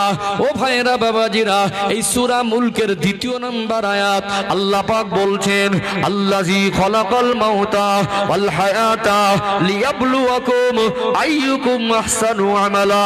আমি আল্লাহ বান্দা বান্দির হায়াত আর মউতের মাঝে একটা সময় দিয়েছি, আমি আল্লাহ দেখতে চাই লিয়াবলুয়াকুম আইয়ুকুম আহসানু আমালা, তারা কতটুকু নেক কাজ করে আসতে পারে। অতএব আল্লাহ পাক আমাদের কি দুনিয়ায় পাঠিয়েছেন ভালো কাজ করার জন্য, কথা ঠিক না বেঠিক? ঠিক আমাকে ভালো হতে হবে, আমার বাচ্চাদেরকে ভালো কাজ অভ্যস্ত করতে হবে। প্রকৃত ভালোটা কি একটু জানা দরকার আছে না নেই? কোন ভালো কাজ? আজকে আমরা আমাদের মতো করে যেটা ভালো না ওটা ভালো বলছি, আর যেটা ভালো ওটা ভালো বলে মেনে নিতে পারছি না। আল্লাহর কাছে যেটা ভালো, কোরআন শরীফের আদেশ আছে, নিষেধ আছে, আমার আল্লাহ এবং রসুল যেটা আদেশ করেছেন এর থেকে ভালো কাজ কিছু নেই। আমার রসুল আর আল্লাহ যেটা নিষেধ করেছেন এর থেকে খারাপ কাজ কিছু নেই। আল্লাহর কথায় শরীয়তের বিধানে যেটা ভালো ওটা ভালো, আল্লাহ এবং রসুলের নিষেধে যেটা খারাপ ওটা খারাপ। এর বাইরে আমরা যা ভালো মনে করব ওটা ভালো বলে গণ্য হবে না। আজকে আমাদের কত নেগেটিভ চিন্তাধারা মাথায়, আমরা কেমন মন মর্জি চলছি, একটু হাতে কলমে বুঝিয়ে দেই। একটা সন্তানের যদি 14-15 বছর বয়স হয়, ছেলেটা এখন লেখাপড়া শিখছে, রোজগারের বয়স হয়নি, একটা গেঞ্জি বা জামা দরকার। আব্বার কাছে বলল, আব্বা আমাকে পয়সা দেন, একটা গেঞ্জি বা জামা কিনবো। আব্বা কষ্ট করে ভ্যান চালিয়ে মাটি কাটা কাজ করে সারাদিন ঘরে কষ্ট করে ঘরে ফিরেছে। ওই 500 টাকাটা হালাল টাকা, একটা জাররা পয়সার ভিতরে হারাম কিছু নেই। ছেলেটার আবদার মেটানোর জন্য ওই আব্বা 500 টাকা দিয়ে দিল। ওই টাকা দিয়ে মার্কেটে গিয়ে একটা গেঞ্জি বা টি শার্ট কিনলো।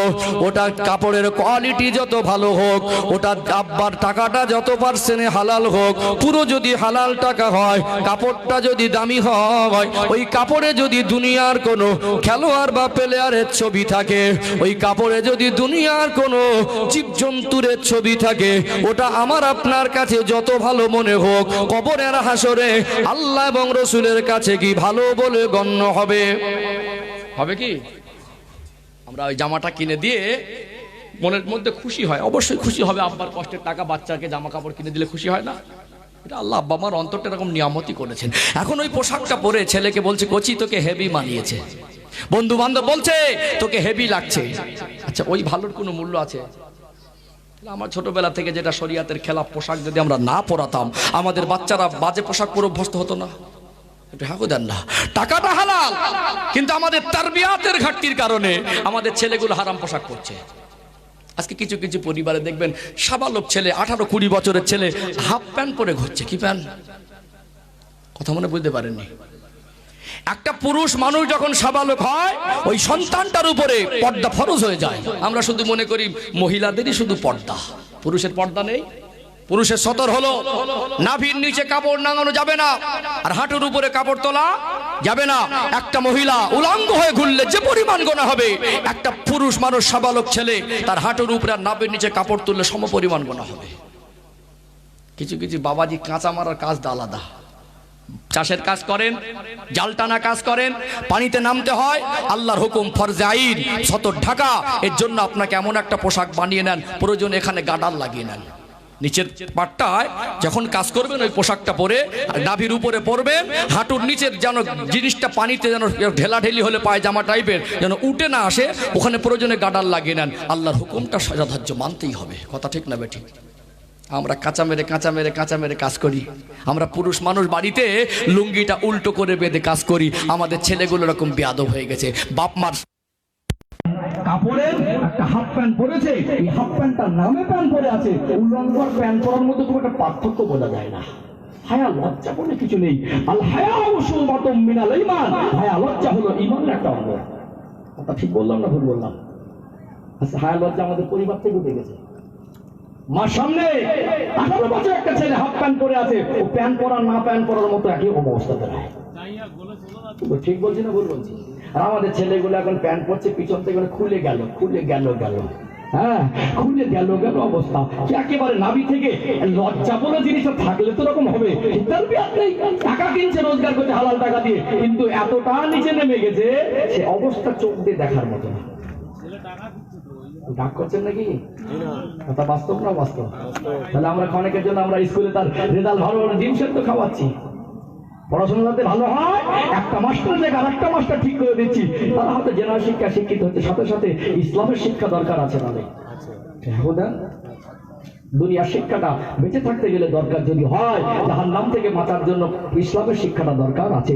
মনে করুন আজকে আমি শিক্ষার বিরুদ্ধে নয়, ইসলাম শিক্ষার বিরুদ্ধে নয়, আমি বলছি আপনার সন্তানকে শিক্ষিত করুন।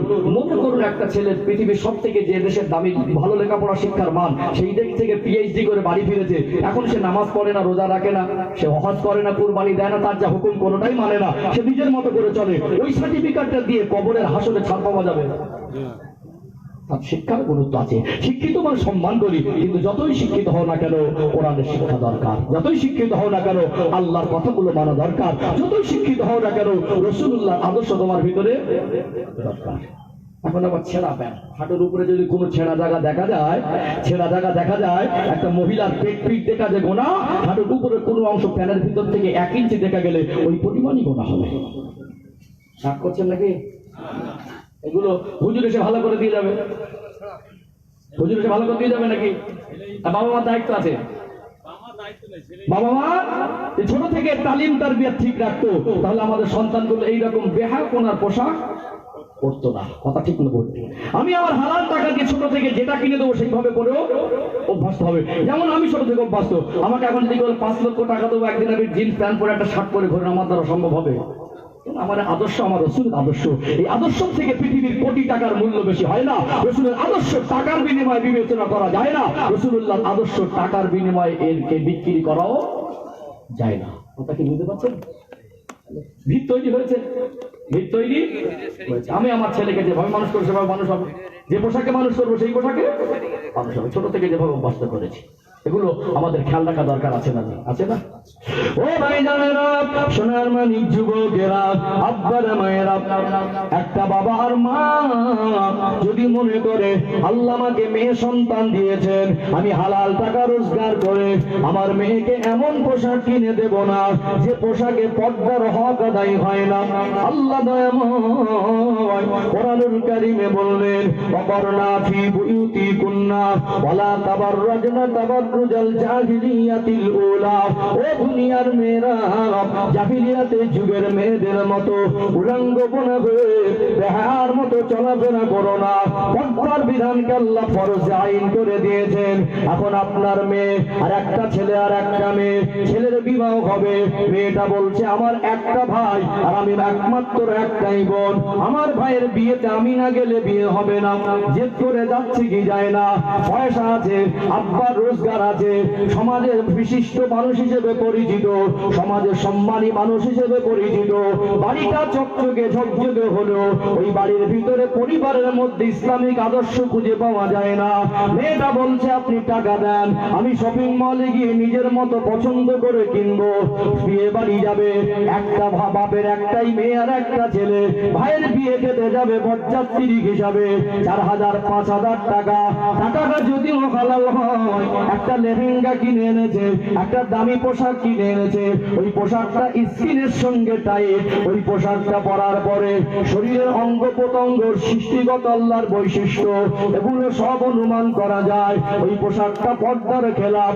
ওই পোশাকটা কিনে এনে আগের দিন নিজে পরেছে, 18 বছরের সাবালিকা মেয়ে, মাথায় ওড়না নেই, বুকে ওড়না নেই, একটা 5000 6000 টাকার পোশাক পরে দাদুর কাছে গিয়ে বলছে, দাদু কালকে বিয়ে বাড়ি, আপনিও যাবেন আমিও যাব, কেমন লাগছে? দাদুর 50 বছর প্লাস বয়স, দাদু 18 বছরের ওই ছেলের ঘরের মেয়েটাকে দেখে বলছে, তোকে তো হেভি লাগছে। কে বলছে? দাদুর চোখে ওড়না ছাড়া একটা স্কিন টাইট পোশাক পরে দাদুর চোখে হেভি লাগছে। বিয়ে বাড়ি পর পুরুষের চোখে কিরকম লাগবে? হুজুর ভালো করে দাও, হুজুর আসলে বলবো হুজুর পাস করে ভালো করে দাও। দাদুর দায়িত্ব ছিল না, তুমি আমার বাড়ির সন্তান।